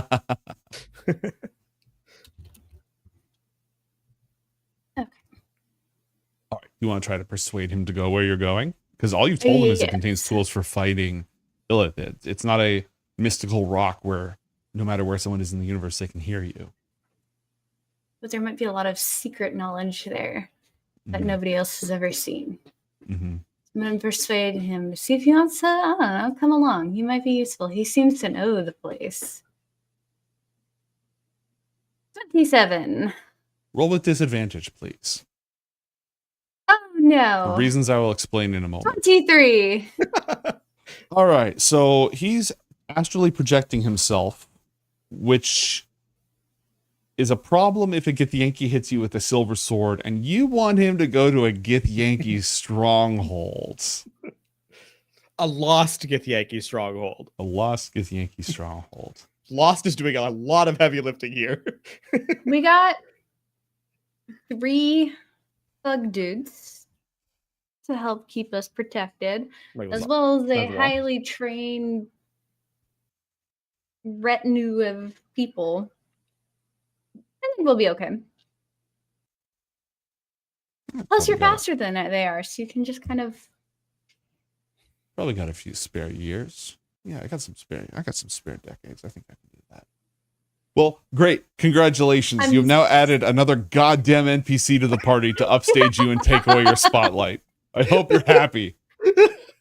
This guy's fun to talk to. I don't know. I like speaking cryptically with people. with ethereal apparitions. Gleaming Shalm has joined the party. When he joins, if he joins, I would like to sit him down and ask him to spell out his name for me. Yep.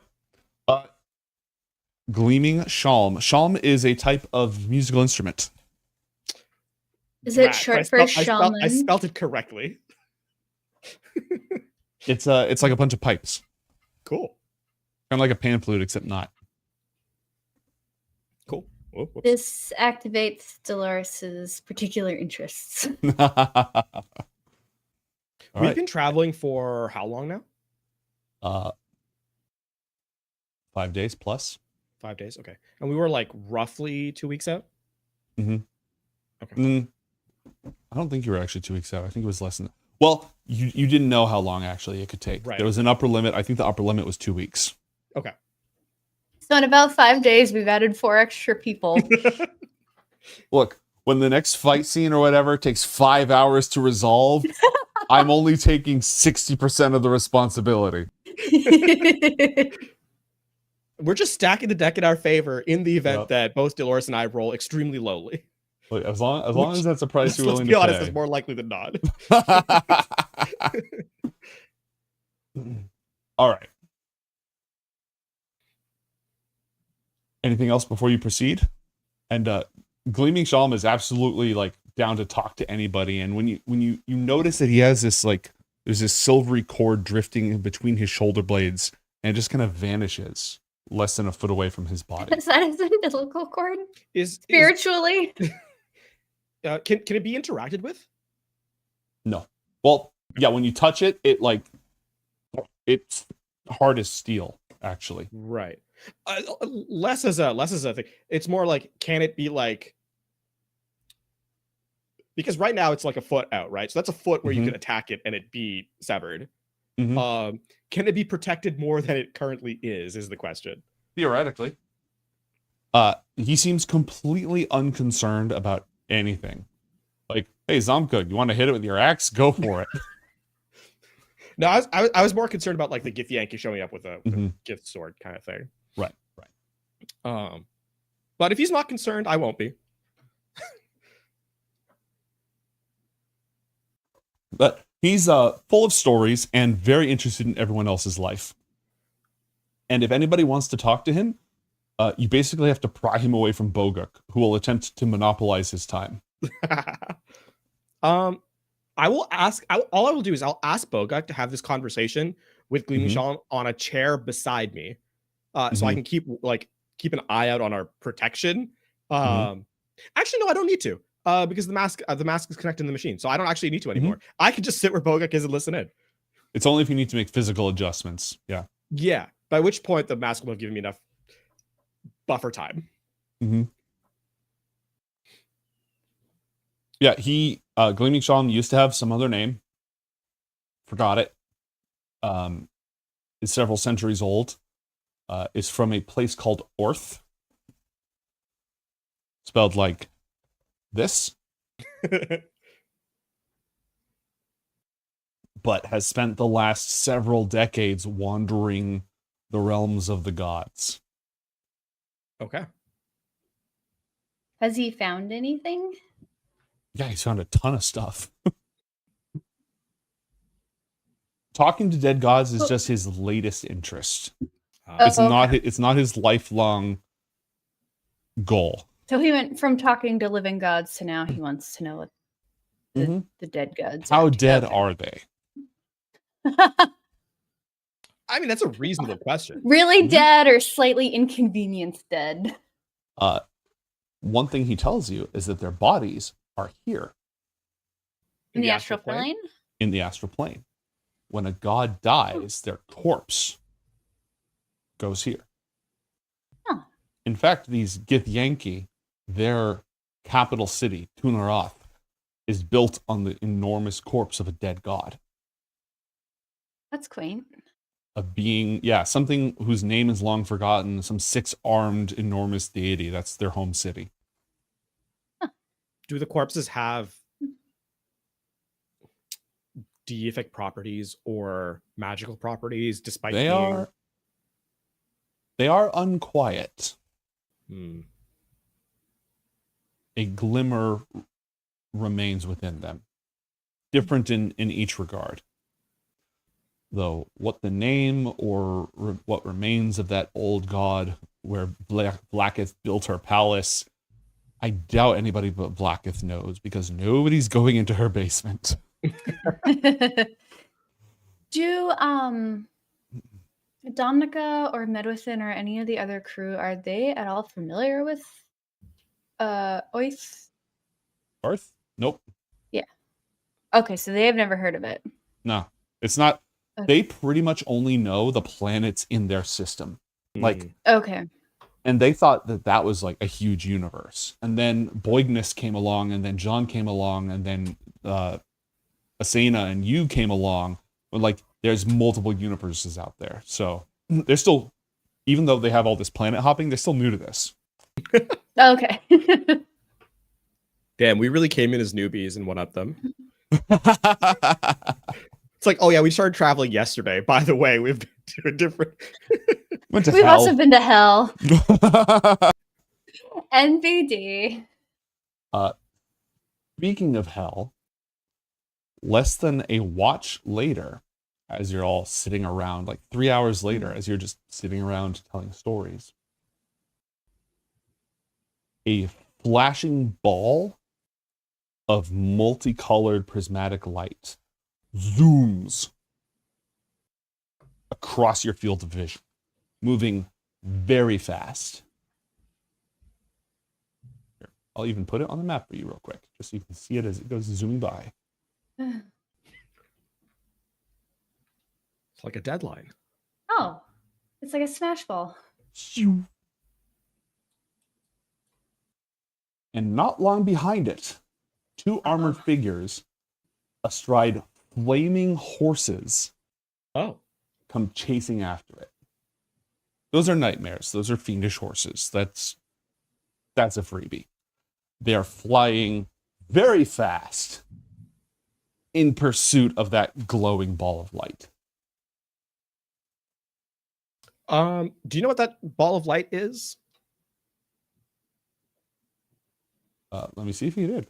You know, when I originally planned this encounter, I did not have this guy sticking around knowing things. This guy who's been around everywhere and like knows I a lot feel of like you should know better at this point. Yeah, probably.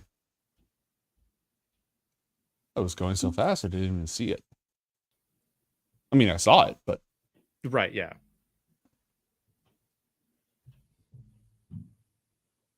Now I could be annoying and use Analyze Weakness again. But I think I will. Okay, roll it.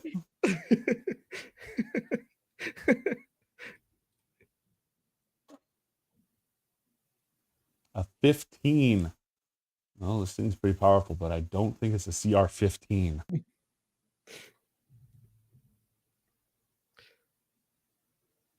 It is not. That would be incredible if it was. Well, I mean, scarier things have happened in the astral. You should see the True. encounter table I'm working with. It's nutty. Ooh. That is a Gael. I believe that's how you pronounce it. I don't know. They use a lot of Welsh spelling for these particular ones. But that is a celestial. That is a type of celestial. Oh. Oh, and it's being chased by 2 nightmares. Mm-hmm. Oh. that are being the nightmares of the horses and the thing that are riding them are not, right? Right. There's some sort of armored, spiky armor. Like it's pretty obvious they're leaning into the nightmare motif. Right. But this celestial, this thing that's flying past, it has a humanoid. It can shapeshift into a humanoid form. In this form, it can shoot bolts of light. It has an incredibly powerful aura of divine protection that shields it from fiends. It can destroy lesser fiends just by looking at it when it's in its normal form. It's like a knight errant, a chaotic knight errant of the Celestials. Oh. A wandering warrior that goes around righting wrongs and freeing people who are imprisoned. It's again a chaotic good Celestial.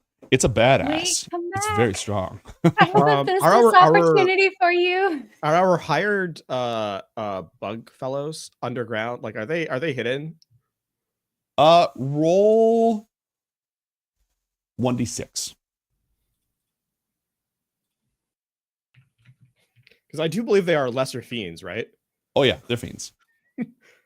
But again, that doom instant destruction is only when it's in its humanoid form. Okay. Okay, I rolled that on a 5 or a 6. They were fighting on the back. Well, so they're fighting on the back. Yeah.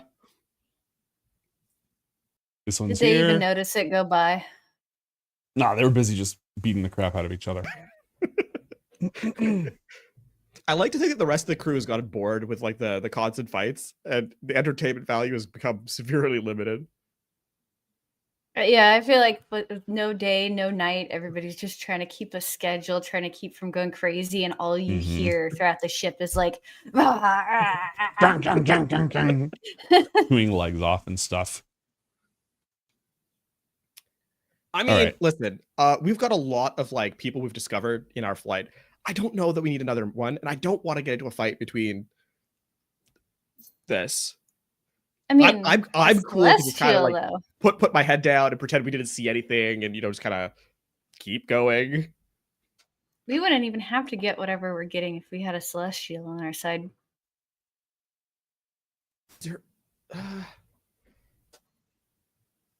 Coward! Turn back or we'll start slaughtering these feeble mortals, and their blood will be on your hands! Why are we being drawn into combat by these people again?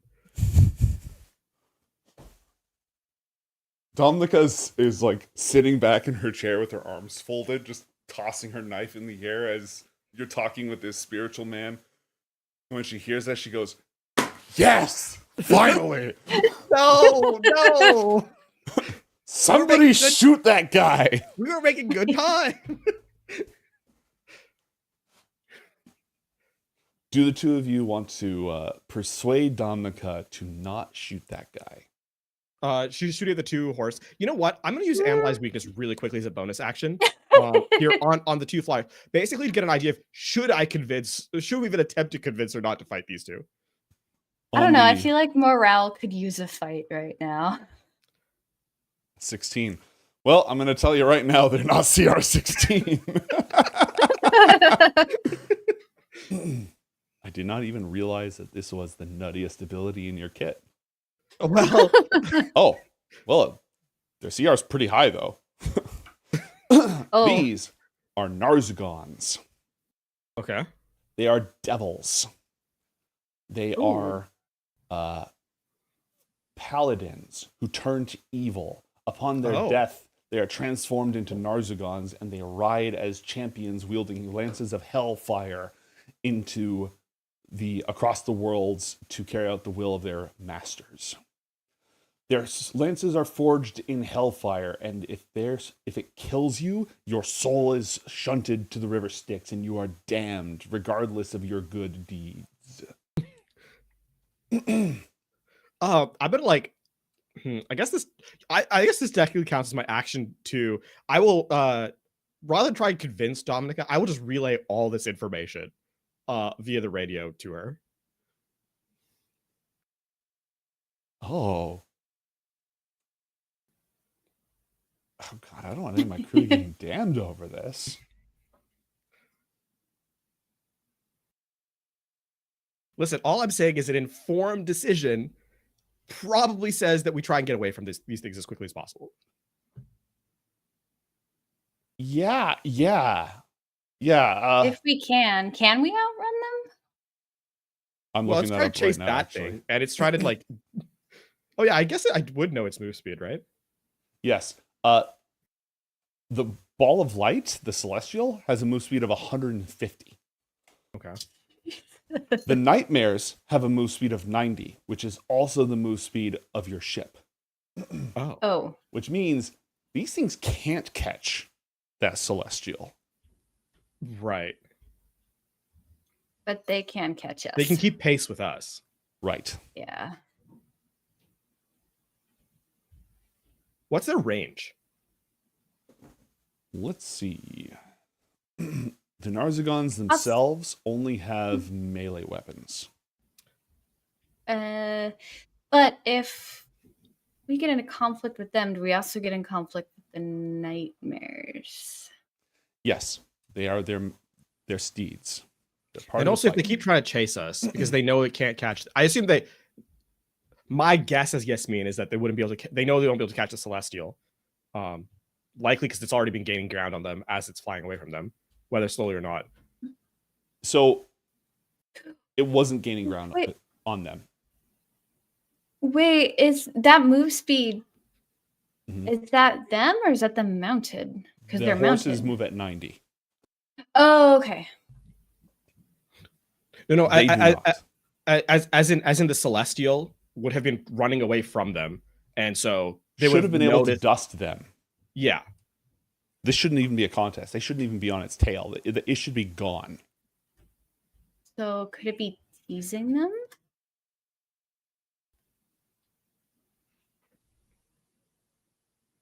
Can we still see it, or it's still gone? Are they like turning for us and trying to like attack us? Oh yeah, they want to attack you.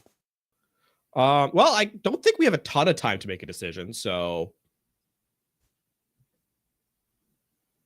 what's your play, Dolores? Me? I mean, we could like straight up attack them now if you want to, but the captain has to give the okay to run.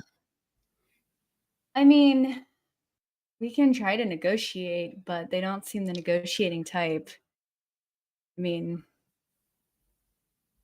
they're evil, but they're still bootlickers, so I don't think we can gain much ground here. Devils, I mean, they're devils. Devils follow laws. Devils Yeah. make deals.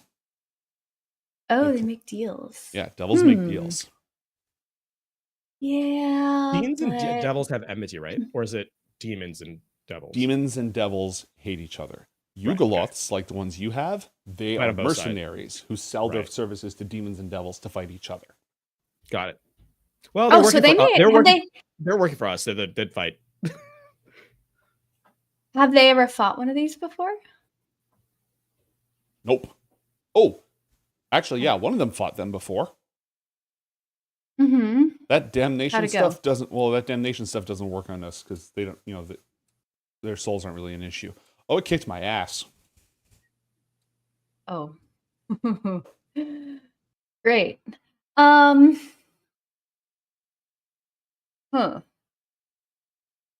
I guess we fight.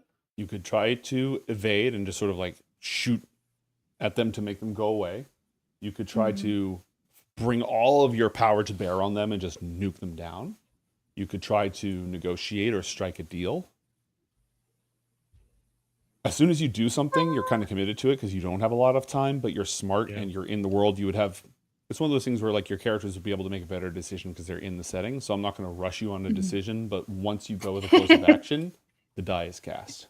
I mean, we can, since they can't necessarily catch us, we can keep going and fire at them with any range, anything we have, since they're melee. And as long as we're able to keep pace, then I think we'd be safe.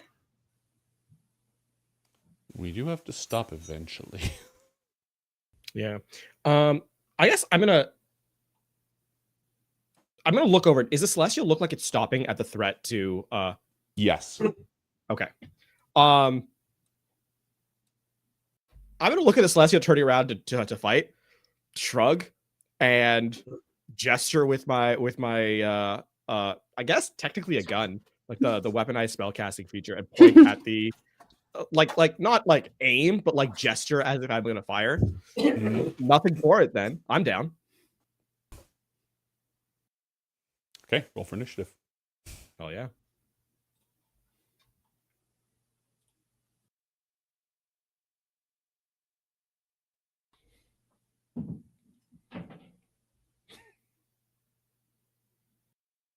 Remember when I said Why? when it takes forever, it's your fault? This is the part where it's your fault. Okay, it's like, again, 20 to 30% your fault. All these other characters I put on the map. Well, I mean, also the Celestial is just another one that's in this encounter, so add an extra 3 targets.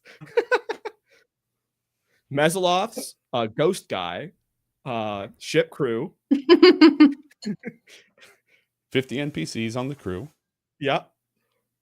Celestial. We also kind of didn't get really to combat with the Meslots because we made a deal with them and then successfully followed on our end of the deal. Oh yeah, I have no actual complaints, just more of a caveat. You asked for this. Honestly, I'm mostly vamping to give you time for the rolls of the. See, this is why I play with casters. This is why I play with casters. They know how the game goes. Shout out to Dolores though for really carrying the initiative between the two of us. It's so stressful. In my defense, I have 1 dexterity. I'm not exactly I'm a reactive fighter. Get me into combat and I can do some damage, but it takes a moment. Got 10 kobold. I think I'm even acting before Domnica. I'm like, you're the captain here. I would know their resistances and immunities as well, or like yes, or weaknesses, etc. Oh, what are their weaknesses? Shout out to Analyze Weakness, which I did give to Domnica, so she would know it as well. Nice. Okay, give me one moment because I didn't actually fully code the Yeah, Celestial rush. into roll 20, so I'm doing that from a tab. Oh, fun. Add turn, initiative count 18, sort. Well, Lonnie goes first. All right. So let's get you their weaknesses and such. They have good dexterity, constitution, and charisma saves. Okay. They're resistant to acid and cold. Okay. They're resistant to non-magical attacks that aren't silvered, so silver weapons or magic damage. They're immune to fire and poison. As fallen paladins, they're immune to charm, frighten, or poisoned conditions. Okay. And they have magic resistance. Oh, wow. Incredible. Yeah, so they are very nasty customers. And I'm going to give you a little bit more distance on them. There we go. I'll just put them up here. Okay, Lonnie Lay Simple goes first. She is flying the ship. She is going to Be very annoyed at the interruption. she's going to do her best to bring the guns to bear on this, hopefully to get a shot before they board. 10 Kobold, after hearing that they're immune to fire, is sullen. He likes to kill things with fire. But you know what's worse than not being able to kill things with fire? Having your fire do absolutely nothing to them. Yeah. Yeah. He is going to zip line up to the top, stand on top, and then he has his 2 pistols out and he's ready. He's ready in action to blast the first nasty to get in range. Dolores, it's your turn. Oh, yay. Okay. I am going to...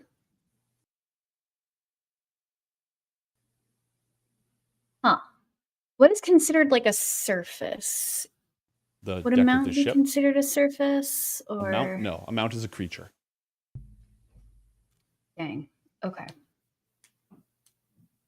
In that case, I am going to use my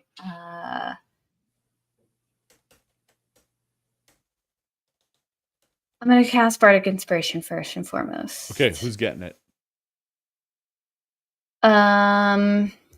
Yasmeen's getting it.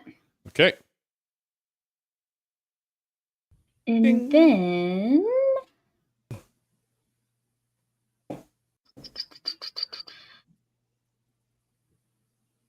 I am going to load up my crossbow. Okay. And yeah.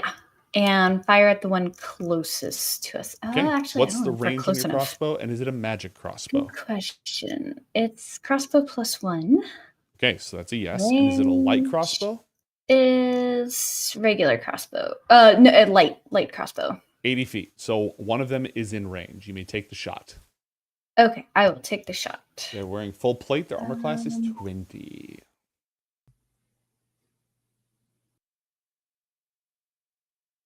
21. A 21 is a hit. You loose Yes! the bolt, and it strikes true, and their health bar is showing. So, doink. Doink. Oh no. Oh no. Is there anything else you'd like to do? No. Okay. It is now Hulwen's turn. You look quite frail, I think.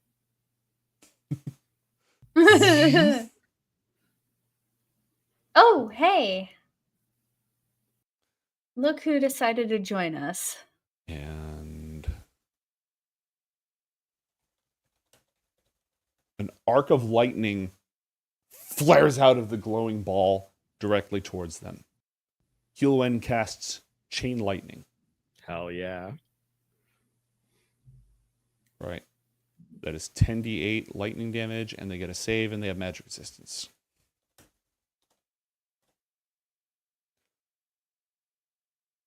Right. Lightning arcs out and jumps between them.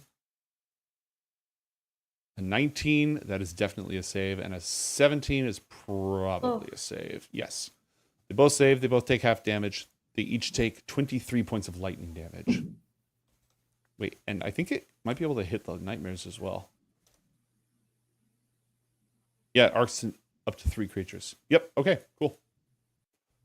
It arcs to their mounts, which do not have magic resistance, and they take the full 47. Not bad. Ouch. Oh, that poor horse is not looking good. It is Dominica's turn. She has clearly been waiting for this.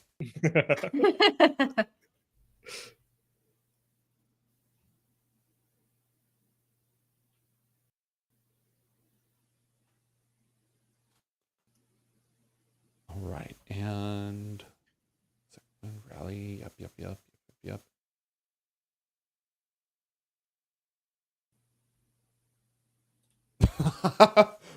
Okay, I know what she'll do. She dashes to the cannon, kicks the sailor off of it who was supposed to be using it,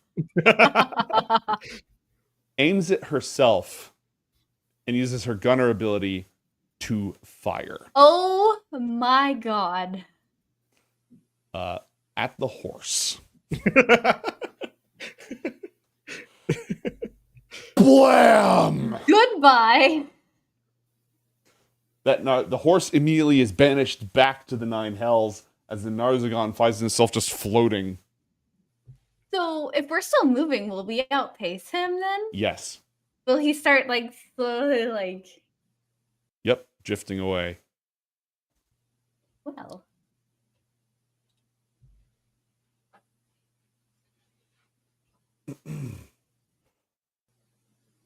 Gleaming Shalom flies, because astral entity right now, and unleashes the power of the sun in the palm of his hand. Oh my word. Sunbeam. Oh. They get advantage on their saving Well. throws, and they have very good constitution saves, and somehow the first one failed. And just gets blasted with the holy power of the sun and blinded. No horse, plus ratio, plus L, plus blinded. Today was not a good day to go to work. He's just sitting there like, I hate Mondays. You might be wondering, how did I end up here? The other horse is now blasted into oblivion.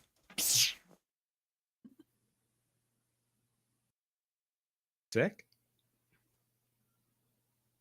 The Mesoloths teleport off the ship with their action, clearing the gravity field of the ship so that they can fly. Oh, they're gonna be so happy. And they rush with their tridents drawn directly towards the target. They're also going to be so dead. This is such a little treat for them. I mean, we kind of loosened it up for them. You know, they'll be fine.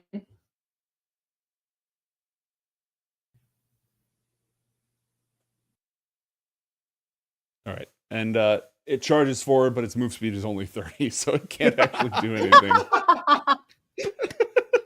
Thanks to Lonnie's maneuvering, the crew is able to fire the other two cannons. Ooh. At the one in the back, not the one, and they have advantage because it's blinded.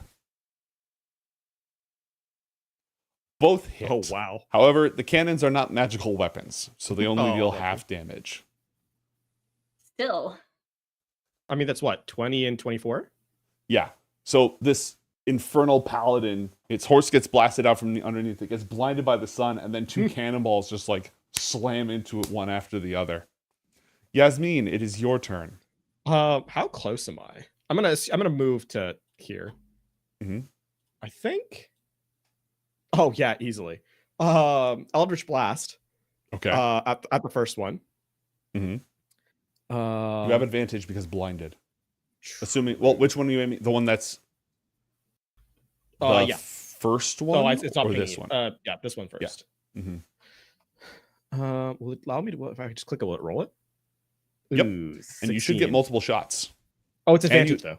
And you have advantage. And at your I'm just level, you gonna should get like 3 shots, I think. Yeah, I do have 3 shots. I'm just taking 1 shot at this one first. Mm-hmm. Miss. Miss. I still have a what do you call it though? You do. You have a D10 Bardic Inspiration. You only need a 4. You have like a 70% chance of success here. Woo. Okay. It's a hit. What's your proficiency modifier? My proficiency modifier should be 4, I think. Yeah, 4. Would you like to use your reaction to finish him? Yes. Okay. So I'm gonna. It's mechanically Eldritch Blast, but what it actually is Yasmeen reaches out with a very casual stance of like a Olympic sharpshooter. Mm-hmm. Which relaxed, and from a range you see just a electrical bolt fire from the very muzzle of the weapon, and then appearing as a line of code kind of transposed all over the target. And it just is one word repeated over and over and over, and that word is kill. And then it like kind of constricts around the target, and kind of in the essence of like a wire drawn tight, does so until it like crushes the person, the enemy into nothingness, into the 9 hells. Yep. 2 more shots remain. I shall do them. These do not have advantage. No, these are just normal. Yes. So first one, that one doesn't hit. Okay. After that kind of like the code kind of tries again, but this time in the interim of like kind of flicking over, it overcorrects and kind of just shoots off over the shoulder of the fellow. That is my turn. Okay. Hold on a second. That is my turn. This is in case it happens again. I want to check something.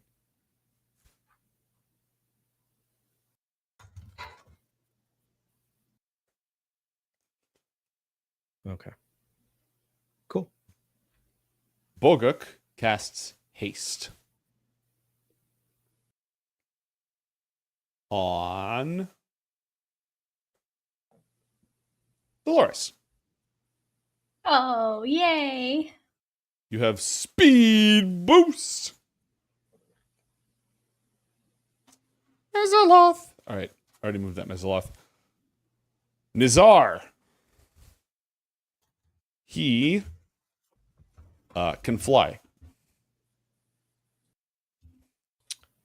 because he's a genie. So he starts flying out this way, and then as he's flying through the air, thank you for the abyssal for I hate Mondays. He's going to go ahead and fire twice with his longbow, and he rolls a critical failure. And his it lands directly in the Mezaloth that the guy's fighting. Completely undaunted, he fires again. Okay. And actually hits his target.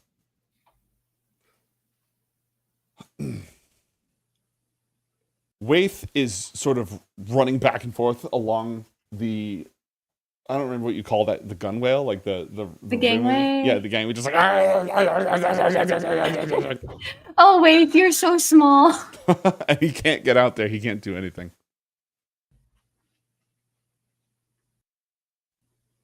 Okay, and she's not going to use sniper mode because she'd probably miss.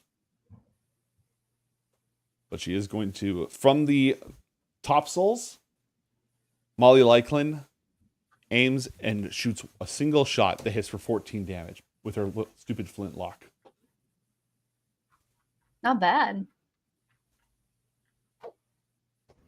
Medwithin will gracefully drift over. And she doesn't really load up on combat spells most of the time. Yeah, she doesn't. Well, she'll counterspell if she has to. I moved all the Mezaloths, even though I wasn't supposed to move them all at once. This guy is dead. With this guy, like, with the Narzagon no longer able to do anything, Lonnie's just going to maintain position with the ship. And she's going to use her action to aid the first cannon shot that gets taken. Ten Kobold will zip down here. And you know what? Screw it. He'll take some pot shots into the distance. He's using flintlocks. They don't have a great range at all. So he has disadvantage on his shots, but he'll still shot. He'll still shoot. Bang. Bang. Can't exactly board a horse. Dolores, it is your turn. With that attitude. You are hasted. You can take 2 actions. Ooh, I'm gonna use both those actions to fire my crossbow. Roll it. Pew pew. Ooh. So Oh. close. Oh. I failed fast. I'm stupid faster. Do you want to use Bardic Inspiration? Yes. Who do you want to give it to? Let's give it to Dominica. Okay.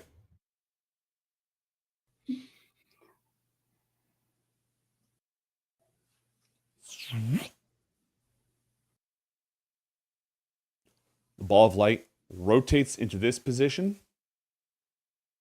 And hold on, let's see here. Oh no. Well, now I see how you're taking care of the NPC problem. Look, it's what my character would do, okay? My hirelings that I paid 0 money for. Perfect. A 60-foot cone. My employees that I tricked. An enormous flash of multicolored light just blasts out in all directions, ending just in front of Gleaming Shalom, but not quite striking him, as the Celestial casts Prismatic Spray. Ooh, ouch. I'll have you two, we'll do this for fun participation. Drozy, roll 1d8. Oh, you're gonna set me into the demise of all these NPCs. No, you're rolling for the Narzagon, so a 4. Nothing. That's poison damage. This thing's immune to poison. No. Lafon, roll 1d8 for the first Azaloth. Oh. 8 hit by 2. Roll 2d8. What's that? Say again? Hit by 2 different rays. Roll 2d8. Oh, rip, buddy. Oh my god. Okay, it's not as bad as it could have been. All right. Indigo. Roll a saving throw. What kind is it? Is it always a dexterity save? Yeah, it's always a dexterity save, and it has magic resistance. So we'll go ahead and do this. That's a natural 20. We dodged the indigo ray. And then the other one is a lightning ray. Which it also takes half damage. So, Lafon, go ahead and roll 10d6 for lightning damage. Oh! And it takes half of that because Yugoloths, unlike devils, are resistant. It takes 6 damage. Wait, 24 is terrible. Yeah, it's awful. Josie, roll 1d8. Wait, hold on. Why am I upset about that? It's terrible. Josie, 1d8? roll 1d8 for the next one in line. I have successfully. Oh, okay. Well. Roll 2d8. Okay. 1 is fire, and I'm wondering if. Yep. No. These are resistant to fire. So go ahead and roll damage. That will be 10d6 fire damage.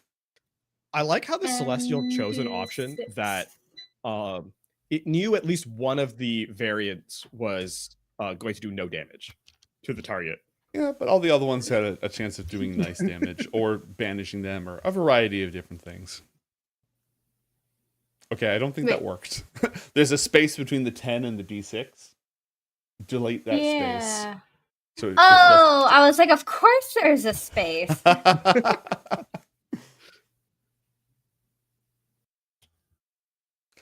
Honestly, the Celestial didn't do that. The DM was like, what's my most powerful attack that hits multiple targets? Prismatic Spray, obviously. Oh no, I was just chuckling. It's funny. It's not a big deal. That was let's do a little cleanup here.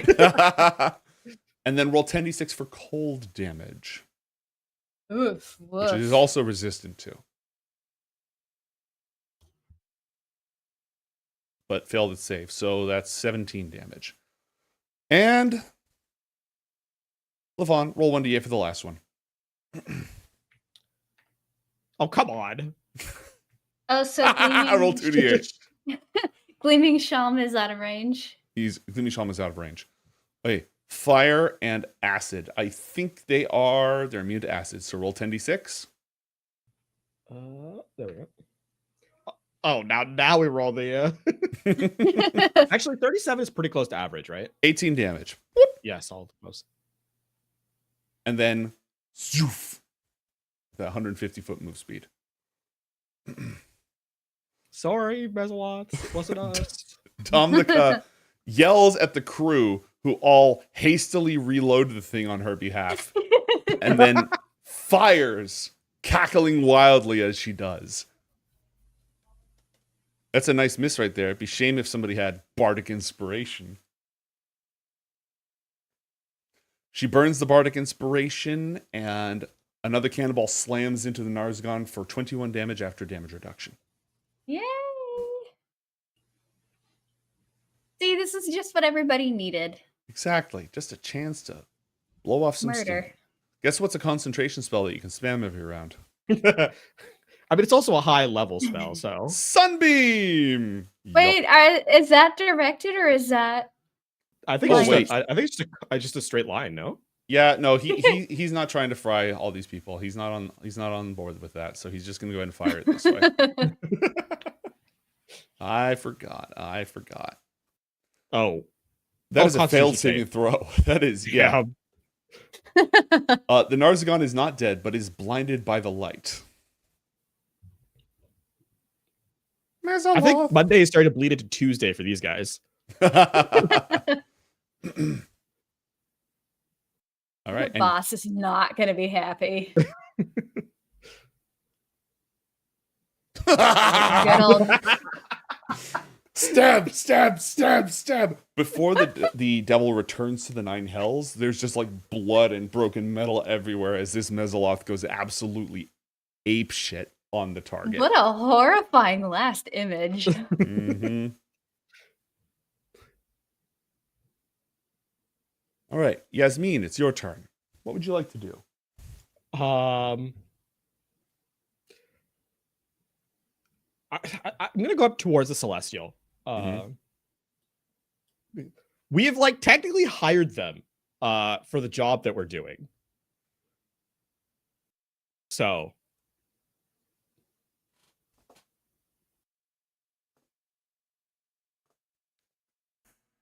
And what kind of job is that? There's Illithid that are trying to take over a bunch of places, so we're headed to a location to find an artifact that could possibly help deal with them, and as such, we might run into bad guys. And so we hired these in the event that things tried to attack us. As evidence, right there, they do a pretty decent job. That's a TLDR anyway. Go back to the part with the Illithids. Oh, roll a persuasion check, please. Okay.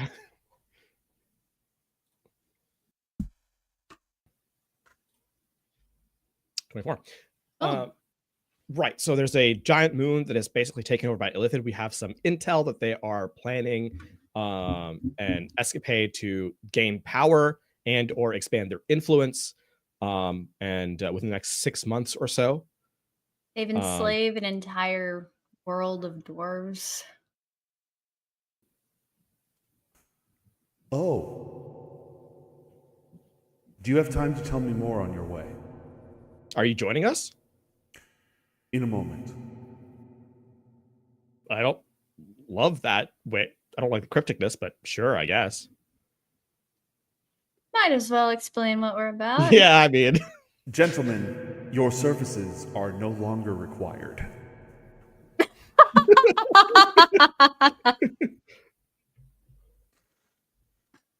I was wondering how this is going to go down.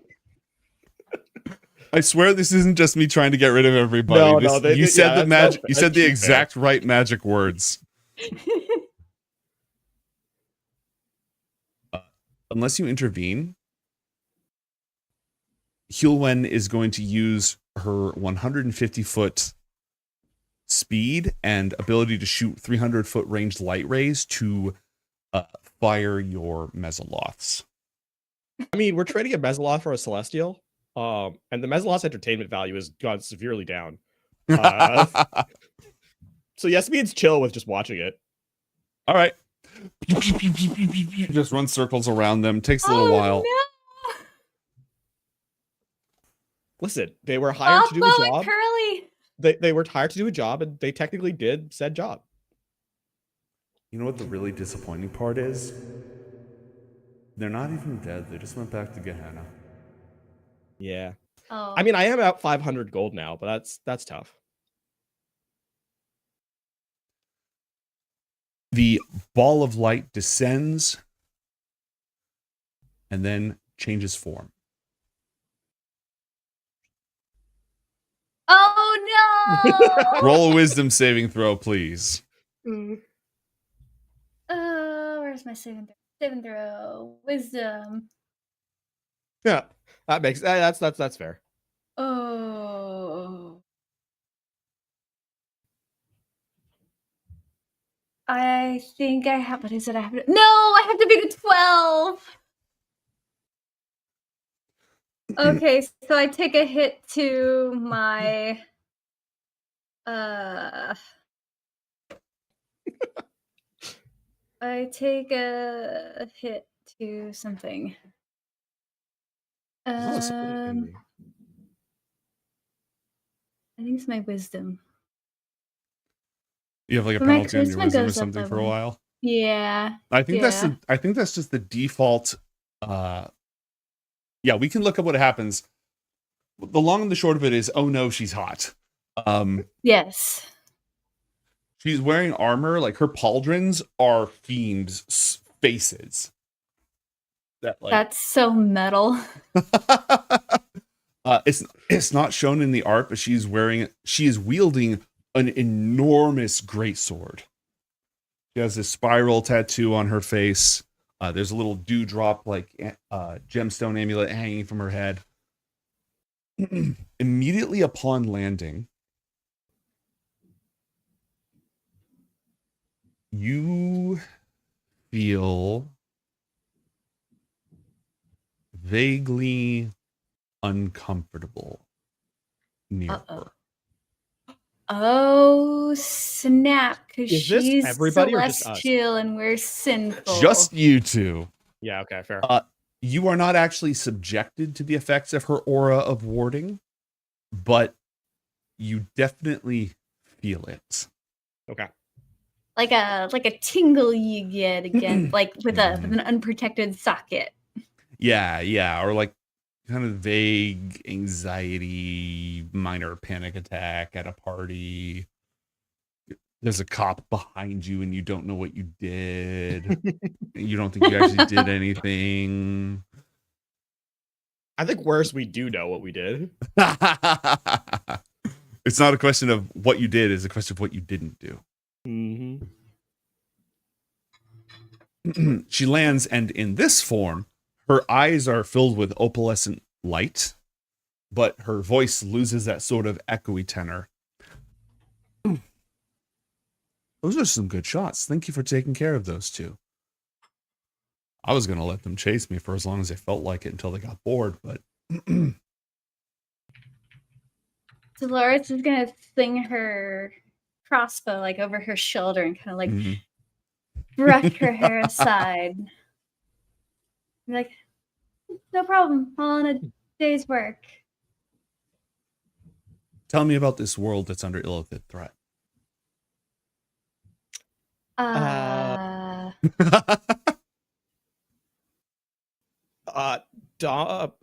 Dominica, do one of you want to take the storytelling power? Boguk will take point.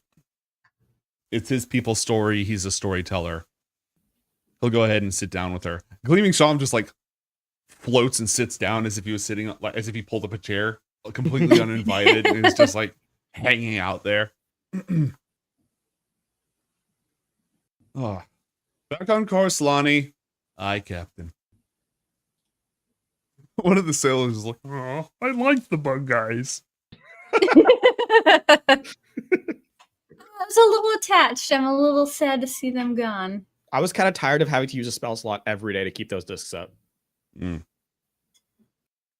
Well, I mean, responsibility comes with some costs, you know? And now the cost is gone.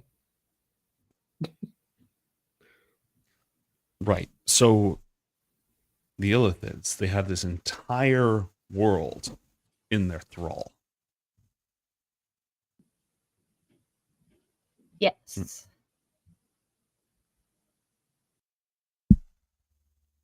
I think it's my duty to help you.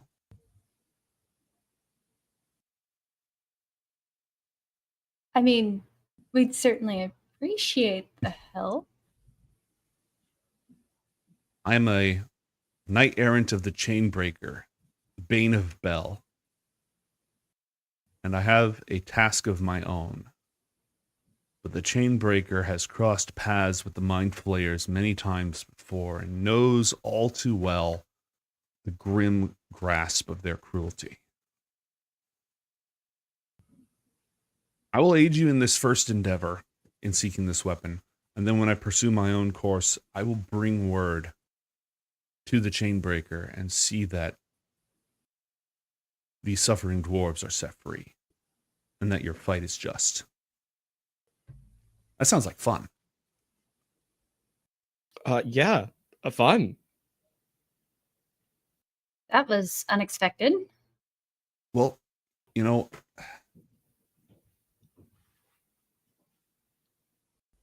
what good are oppressors if not for slaking your blade?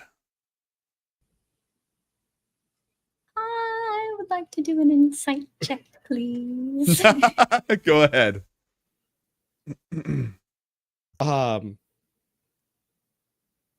There's a lot to unpack there, I think.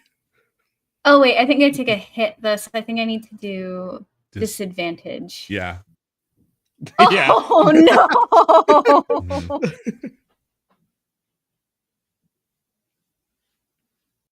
Well,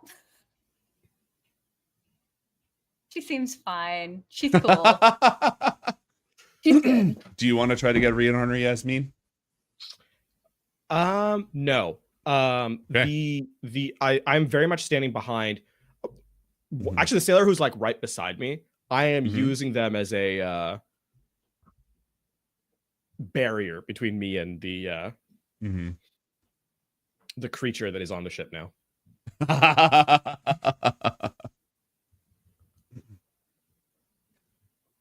Because I've rid you of your hired help, I will accompany you on this mission.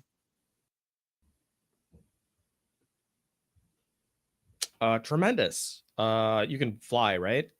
Mm-hmm. What if you like scout? And like, because you're faster than us. Might help. Well, if I leave, our paths will diverge and we may not be able to find each other again until we arrive at our destination. It's best for me to follow along with you. You've been seeking this place out longer than I have, which is no time at all. So if I get separated and then start now, I start the journey all over again, and who knows how long that will take. I will stand watch your over logic your makes vessel. sense. What's that? I will stand watch on your vessel. I did just eradicate your guards. I hate that your logic makes sense. I really hate it. Why? Because it's logical. Don't worry about logic. I have work to go do, and I'm gonna go walk back to my machine and very obviously not work on it.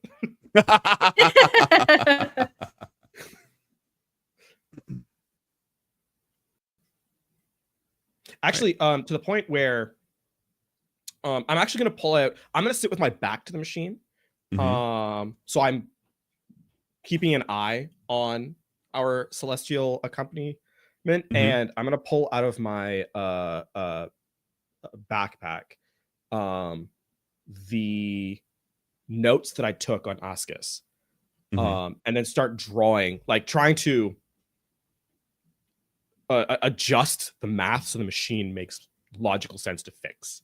Basically, I'm going back to that problem and kind of massage it. I don't think I make very much or any progress at all. But that's where you want your head to be. It's busy now. work. Yes. These things happen in bits and pieces, and when you would rather not be dealing with somebody else. It's the classic ADD problem. Nothing gets your house cleaner than something more important that you should be doing. Oh, yeah. All right. She's gonna just like apparently make herself very comfortable here. What is it about a guest you don't like that comes into your house and like gets a glass out of your cupboard without your permission? She does she turns the chair around so like she's sitting on it backwards, and she's talking to Boguk and anyone else actually who wants to talk. She'll just like shoot the shit. Much like Gleaming Shalom, she is interested in everyone's stories, but she's a little less all over the place about it. She's just more like, so where are you from? God, she really does sound like a cop. Holy hell. Like down to the chair. Like, are you a cop? You have to tell me if you're a cop.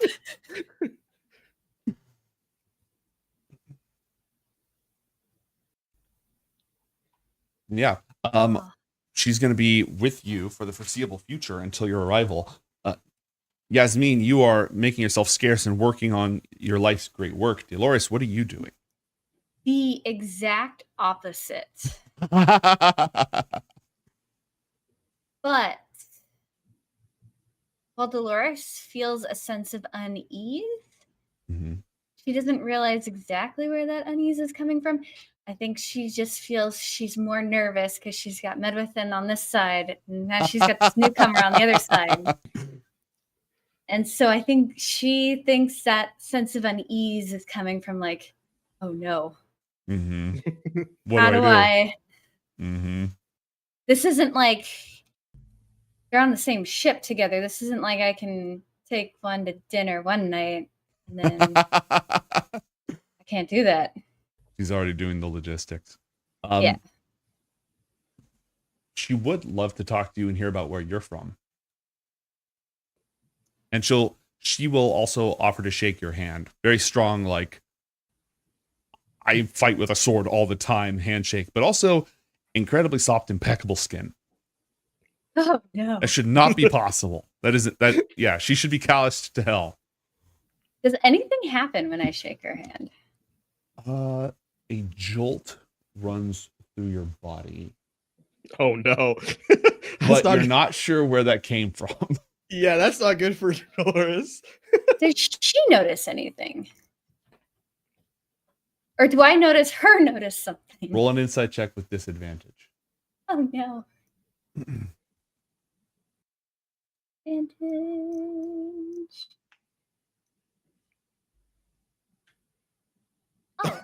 2 19s. Damn. Yeah. She's staring at you very intently. And even in the haze of twitterpation that you're experiencing, those opalescent eyes look like they're looking right through you. Right into you. That is a searching gaze. That is not just an insight check she's pulling on you. Like, you feel uncomfortably seen. Oh, okay. I'm gonna bat my eyelash just to cover it up. And also kind of like give a quick like side eye to make sure Medwithin is not watching. Mm-hmm. Oh, Medwithin's totally watching. This is a very interesting new visitor. Traveler, like a celestial being from beyond the cosmos. Totally somebody who she wants to talk to. Right. Oh no.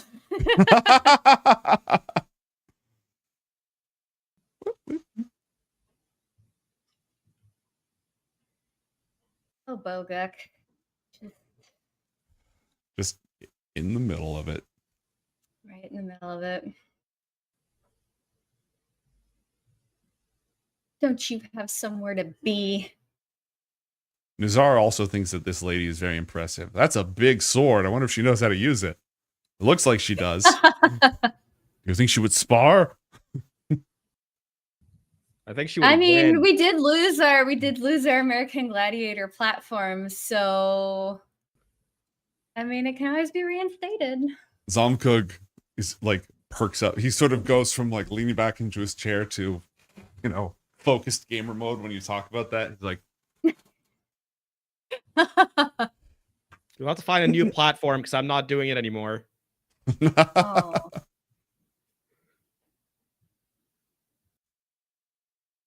Although that would keep her slightly away from the ship. Saying. but still within 20 feet of you. Yeah. Oh. That is too Yeah. close for comfort. This is definitely me yelling across the entirety of the ship, by the way. Like within earshot, but not close enough to like be quiet. Mm-hmm.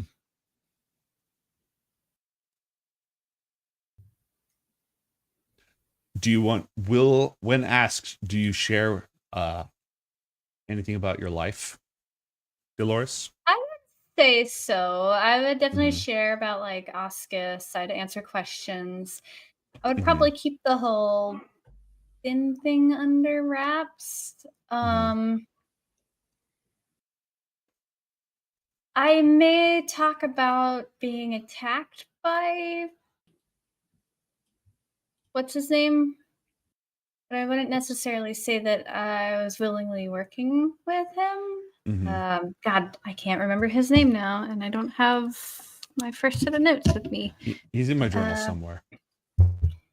The sharply dressed halfling. Ivus Fatalibus. Ivus, yes. Mm-hmm. She Like actually I would has, kind of downplay the whole like working together thing. you know what she wants to hear more about, actually? She wants to hear more about the church, the infrastructure, like the powers that be, the folks what run the show, the inquisitors and all that. I would probably share a lot about that, including like the corruption that we Yeah. found out. She the moment you start talking about it, she's like, they sound like a bunch of assholes. Like That's what I'm saying. Yeah. She's super interested, but she is not like super not down with them at all. At some point, when I get a moment, I would probably Mm-hmm. talk with Yasmeen. Like, maybe it's one of the ways, like outlets that we can use. Like, she may be able to help with, home stuff. The question is though, how much is she willing to bend on things? So this is something that you would know, Yasmeen, from your analysis. She is not a lawful good angel. Oh, okay. She is a chaotic good celestial. Understood. Yeah. I know I might have been giving cop earlier. She's actually just really intense because she is 100% like freedom, no oppression, right? Yeah. Chain breakers. It's like she serves somebody called the chain breaker.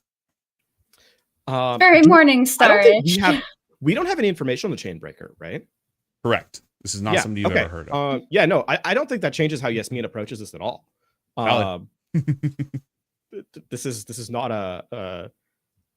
You've dealt with angelic shit before, and you did not like how it went down. Yeah. Nothing has really changed in that in that interim. So I don't think there's anything Yasmeen would have changed. Let's finish what we're doing first, then we can decide how things change out. Maybe.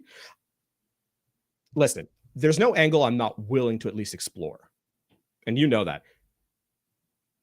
But I don't running up. Finish Oh, up. sorry. Finish up. Sorry. No, go ahead. But I don't trust her. Okay, well, I guess we have opportunity enough to see whether we can trust her enough on this while working towards freeing the forge. Maybe. Yeah, I mean that is definitely the number one priority at this point. If for no other reason than, I mean that outcome sounds truly awful. I cannot think of a worse outcome, actually. There's always possibilities. I mean, we have ended up in hell. I think that might. World, I'm not. And I'm going to say this out loud. This is not a endorsement and or commitment to possibly playing on either side of that field, but I might think hell's a little bit better. Wow. Being a mindless wall. There. Again, not an endorsement and or deal making. Somewhere some devil's like, nuts. I almost had him. We are running low on time. So I want to zoom through your last 3 encounters because they're much, much smaller and they can be dealt with later. In total, the journey takes 200 hours. Almost 10 days, although it ends up being less than that. So it's like, I don't know, 8 days, 9 days. It's in that territory. You run into 3 more things along the way. 2 of them are color pools, swirling portals that lead to other planes of existence. In various colors that I was going to describe in greater detail, but they're just sort of sitting there and nothing happens when you pass them. So I'll just tell you that one of them leads to the Beast Land, the Wilderness of the Beast Lands, which is one of the afterlives. And one of them leads to the Olympian Glades of Arborea, which is another one of the afterlives. It's also where Mount Olympus is. Oh. Like the Greek gods and stuff. Not that Askins would know anything about that. The last thing that you come across is somebody's exploded bag of holding. Unlucky. Someone stuck a bag of holding in a portable hole and it exploded and it leaked a lot of loot. Was it John? Nothing in here looks like John's technology or anything that you recognize. He's only ever done that once, and it wasn't his fault. John's less technical clone. So on our next episode, I will tell you the contents of that treasure. Okay. So now that I've got that out of the way, there's only 2 more things I want to do. And one of them is chat has played a ninjutsu info card. No, the ninjutsu fact deck, which is legally distinct from the ninja info cards. Okay. It is a card that we created during our anime arc, and it gives you information on one character or combatant of your choice. Now, the combatant is much more useful in the hands of a party that doesn't have access to analyze weakness. Yeah. But this will give you information on a character of your choice. Who do you want to use this on? Any character that you've encountered or heard of throughout the whole campaign, any world. Oh, dang. That's a big choice. We heard a name, did we not? About the Which Guardian name? that could be. This is me trying to remember. Mm-hmm. In the stronghold, right? Anonymous? I think so. The custodian of the Obsidian Tower? Yeah, that sounds like what I was vaguely remember. This is me trying to remember from a session that was July years ago. Yeah. But yeah, because there was a guardian that was spoken of, or a custodian or something to that effect. Yeah, Anonymous is the Castellan of the Obsidian Stronghold. Okay, is that someone you want? We could get more information on. Like, would that be something that you, Dolores, that would make sense for? Well, Rosie actually, but your character's name. But then anyway, This is a card. This is a card that could come up again in the future as well. So while this is a one-time thing, it's not necessarily the only time this will ever come up. Right.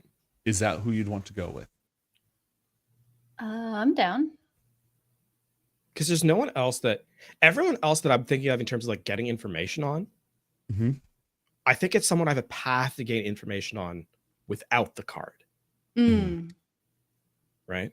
Because like the other targets that I'm kind of thinking of are like the king, for example. But like I already have some research done in that kind of thing. So right. Or would there be anybody on? Would there be anybody on Ascus that? Ascus would be the other one that would be a possibility for sure. I can go as either or. I'll let you make the call on that. I'm gonna go for a new information. So I'm gonna go for this Obsidian Tower custodian. All right. Ninjutsu fact deck. Nomness. Logged for later. I don't have that loaded into Joe RAM. Yeah, no, so I will load that later. Are you saying that Analyze Weakness is a little bit busted? And, no, because with Analyze Weakness, I just have to pull up their stat block. Yeah. But for like lore characters that I haven't actually. So here's the thing for Analyze Weakness, because I'm level 11, it got buffed. There's like more stuff. I just forgot about it and didn't post it. Okay. It wasn't relevant. It's just kind of funny to think of at the end of the session that, hey, by the way, that busted thing that we were using earlier, it's more busted. It's more busted. Well, I'll send you Heelwin's stat block. Okay. Oh, sick. Ooh. Yeah. So I'll just drop damn. that. I could take her. In a fight, Me right? too. In a fight, right? One of In a us is fight, saying in right? a fight. One of us is saying in a fight, and I'll let you know which one of the two it is. Or I'll leave it up to you to decide which of the two it is. The rest is left as an exercise. And I'll send you the lore article as well. And I'll post that on our Discord so that chat can check it out. And the last thing I want to do, I just want to drop you off here. Oh. Ooh. What is here? Well, aside from the swirling astral storm, this is Ruun-Khazai. Oh. Oh yeah, the place where we were going. The actual objective of this quest. So we will end this narratively with the devices that Yasmeen is sulking near starting to like turn, and things starting to hum, and things starting to get stormy and dark. And as you see these like sort of clouds and these swirling patterns of silver energy, at its heart, this enormous dark stone shaped vaguely like a hand lying on the other side of the psychic storm. And next time, we'll go there. Thank you, everyone, for joining us, and we will see you next time.